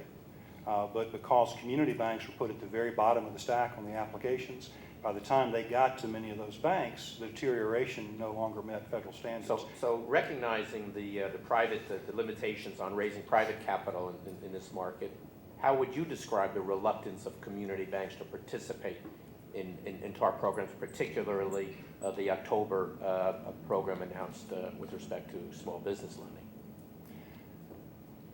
In all candor, I have not, in my circles, have not found banks that were reluctant to participate. What I found in Georgia is that banks' applications simply were not acted upon. I want to also ask Mr. Stockert, what is the most important message that we should leave here with respect to implications, the impact on CRE is having on affordable housing, and any proposed changes that we should be recommending to Congress or the Treasury to address those concerns on the impact on affordable housing? Well, I think very clearly, and I said in my remarks, we feel that preserving the GSEs is providing the good, sound, liquid financing to our industry is very important. And beyond that, we don't really deal with affordable housing per se, but I certainly can get you some more information on other suggestions we might have in that realm. Great. Okay. Thank you. Oh. Excuse me, Superintendent Neiman, I feel very forcefully about this, and I just wanted to support on very strong terms what Chris was talking about. And obviously there are some alternatives in terms of promoting community and regional banks and attracting new capital. We've had ongoing discussions with the FDIC. I think Mr. Atkins talked before about the F-word, forbearance. I know that that's a bad term, but at the end of the day, the FDIC is chartered to find the least cost resolution. If you take a look at the 140 bank failures last year, the estimated loss against total assets was 25%. We've reached out with a number of institutions to find some form of match funding where possibly open bank assistance could be provided on a subordinated basis. That's in conjunction with what one of your previous witnesses, I think Charlie Calamiris, talked to you about, the need to put public subsidies in a senior position to private capital. Not being able to do that means that you're going to restrict new private capital coming into banks, and everyone agrees that banks need to attract new capital. And doing that through the FDIC Good. programs. So let me just follow up in a slightly different direction on this same question. that I think part of the question we're trying to ask is what works best to get new money into good projects, whether it's refinancing existing projects or it's trying to finance new construction. And we've heard a lot about the extend and pretend, softening the accounting standards and so on. We talked about loss recognition, the problems associated with loss recognition. I want to start with you partly because of your written testimony and what you've been saying here today, Mr. Ellison. We're going to be short on time, but you want to take one swing at how we should be thinking about that problem? How do we get the money into the banks and then out of the banks into the projects? I think that it all starts with cleaning up balance sheets. If you take a look at bank crises around the world, we've got some very good examples of what happens when there are not deliberate actions taken. Japan, obviously, is always a hot topic, and I remember meeting in the mid-'90s with the Japanese DIC, where year after year we would go through this same dance with them that never led to any kind of outcome. That it all had to do with papering over the problems in the Japanese banking system. My fear is that we're going to prolong the agony unnecessarily by not dealing with the removal of problem assets in a way that does not necessarily impair regulatory capital. Thank you, Mr. Ellison. Mr. Stocker, I've got a few Similarly, seconds. I would say make sure the rules are clear. If we all know what the rules are, we can figure it out. And then the second thing is facilitate this price discovery, because that's what we're all saying. I don't think that that's fully baked in at the banks. I think that's the big bottleneck. Going back to the affordable housing question, one minute. Housing policy in this country has got to be more balanced. Multifamily apartments are affordable housing, all of them. To live across the street at Post Biltmore, you cannot buy a single family or condominium for anything like what you can rent one of our professionally run, well-appointed apartments. So balance the housing policy. Thanks very much. I'm out of time. Mr. Atkins? Well, it's too bad that these are some of the most important issues that we're talking about here, liquidity and capital issues. And ironically, of course, TARP was set up to buy troubled assets, but many of us at the time thought that was going to be impossible because of valuation issues, regulatory ramifications, and just human nature. And so PPIP, the Public-Private Investment Partnership, is moribund now still because of those basic issues. So how do we solve this bid-ask spread, which is essentially what it comes down to? Banks holding on to assets and not wanting to sell them. Mr. Olasov or others, I was wondering if you have any quick suggestions, and maybe we should look at your white paper. But Yeah, in fact, I was invited to talk to the OCC about CRE problems a couple of months ago, and I said, by way of establishing my bona fides, that I'm an enormous proponent of fair market value accounting. But, and this is important, I think the hole that we're in is so deep right now, and we can talk about numbers later on offline. I'd rather not talk about it online, to be honest with you. I think the overhang of debt in both resi markets and commercial markets is so chilling that we're going to have to start looking at some kind of deferred loss accounting. those are fighting words for lots of I folks. say that very reluctantly. That's right. Anyone else? With that breathtaking thought, maybe we should go to the next question. Is that all right? I'm out of time, yes, sir. Mr. Silvers? Just to show you how much in sync I am with my friend Mr. Atkins, I want to maybe put this in language that a less expert listener might understand. Mr. Olasov, if we were to take these troubled assets off of bank books, as you're suggesting we must, and you mentioned Japan, I don't think it's not possible to repeat that problem too many times. If we're going to do that, what would the solvent, and we did so not at the prices of March 2009, but at today's prices, what would the solvency of our banking system look like? I don't think that it would be prudent for me to answer that online, to be honest with you. All right. Well, the reason why I invite others to comment, but it strikes me that when we talk about a capital problem, what each of you and what our prior panel, much to my surprise, seem to be saying, is that we just don't have enough capital in our banking system for the assets of our banking system to be deployed properly. Now, I'm not speaking obviously with respect to any particular bank, but across the system, that seems to be the case. And I think we've heard this over and over again. And if the so what I pose to you all is if we need to get these assets off, and but doing so at any realistic price, and I remind you, we've got $160 billion in unallocated TARP assets.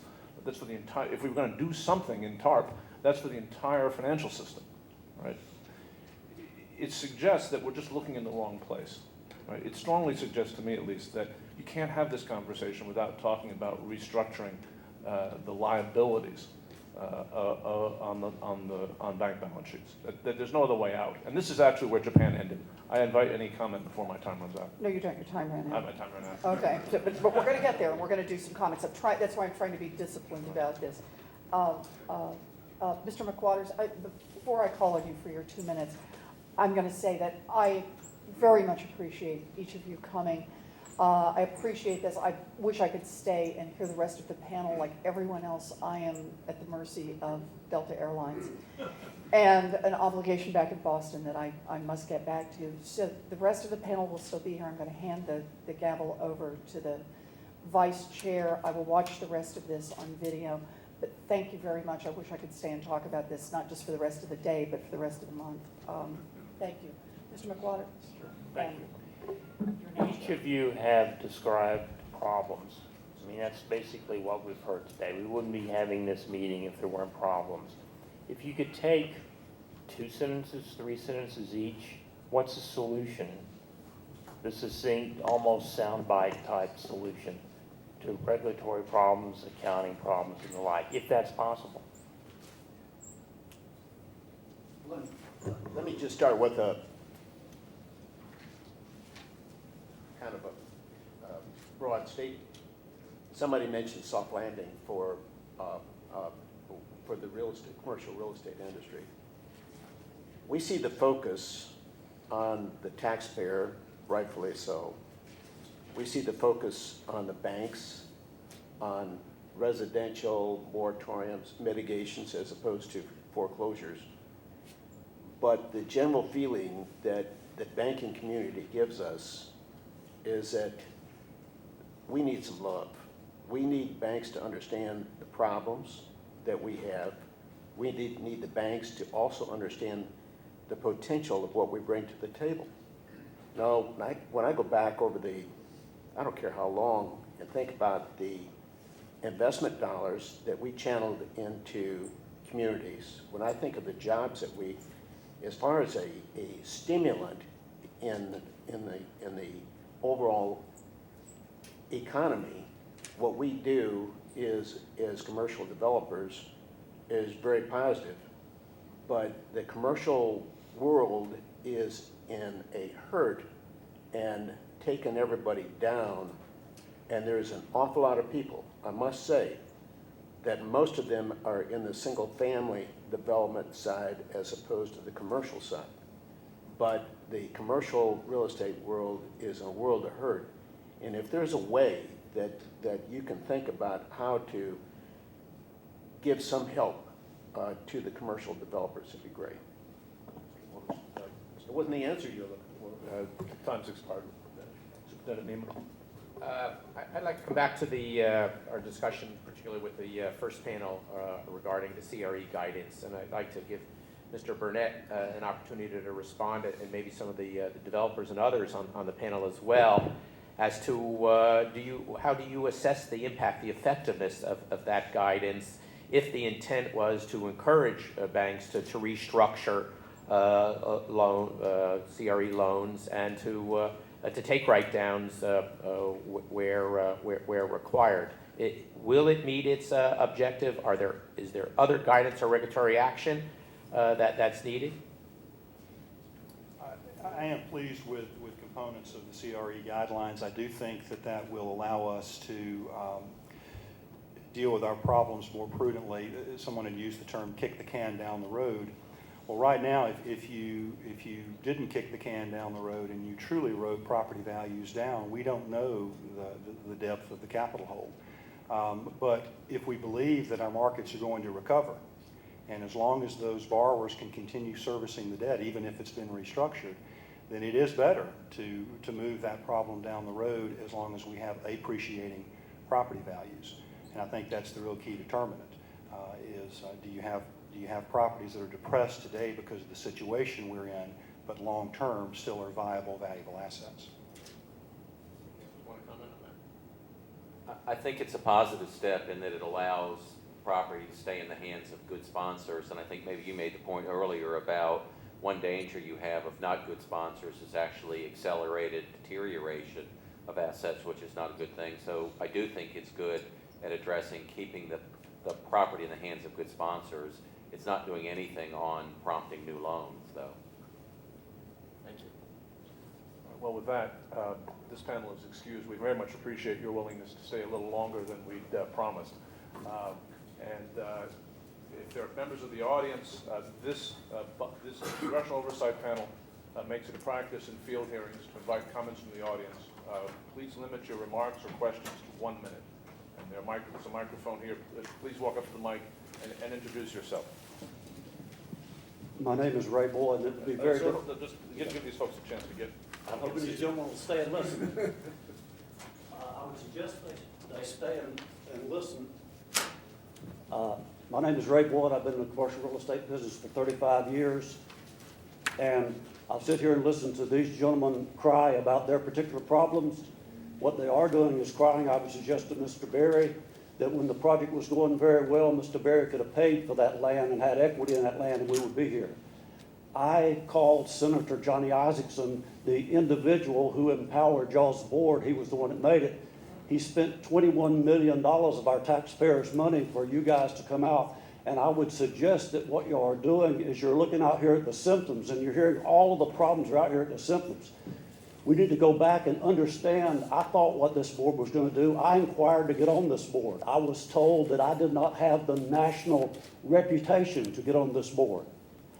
It would have been very short because the problems we're facing today started back in 1999 when Fannie Mae and Freddie Mac, by pressure from Congress and our administrations ever since, to implement social programs. Sir, your 1 minute has expired. Could I please wind up? It is, but I would like to say this. Y'all went on with this meeting a little longer. This is a situation where you guys are supposed to be looking at why we got here, not looking at the symptoms out here. You're supposed to look at the reason. The reason, if you go back and see the reasons. Sir, I'd ask you to wind up. We mean it when we say 1 minute. If you look at the reasons why we get here, it becomes obvious of the problem. What they have done is they've over-leveraged. These individuals up Sir, here I'm on going to this. ask you for a third time. Please sit down. I'll try to keep my remarks to 1 minute. I'd love to write you all a letter. I'm Richard Bowers. I have a firm, Richard Bowers and Company. I own downtown properties and suburban properties. I've lost a property that was a commercial mortgage-backed security. I paid on time every time for 10 years, couldn't get it renewed, so that's very disappointing. I really believe this economy was created in September of 2007 when virtually all liquidity stopped in the marketplace. And from that point on, from our brokerage firm and from seeing other developers, there was no liquidity. Demand couldn't be served, that is the sale of real estate. Values went down. In fact, it was like getting thrown off the top of your building. And employment went down because businesses couldn't get their funding or lines of credit extended. So what we've created is the greatest devaluation in personal wealth ever. The highest unemployment, which is a lot higher than 10%, and the greatest debt per capita that we've ever had, I guess, in the world. I do believe that liquidity is the answer for the market, and there is none, at least from where I sit as an entrepreneurial property owner.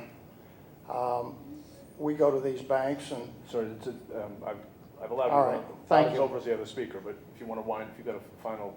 Well, I mean, I don't believe there's liquidity in the marketplace, despite what some of these people say. The regulators have been over-scrutinizing the banks, in my opinion, where the banks are afraid to make loans to reputable businesses and business leaders.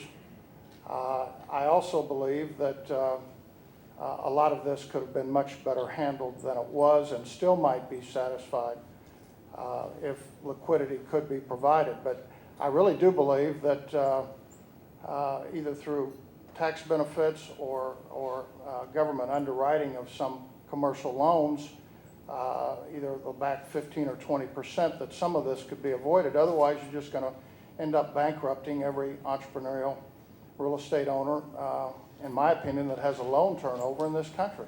Thank you. Thank you, sir. Sir?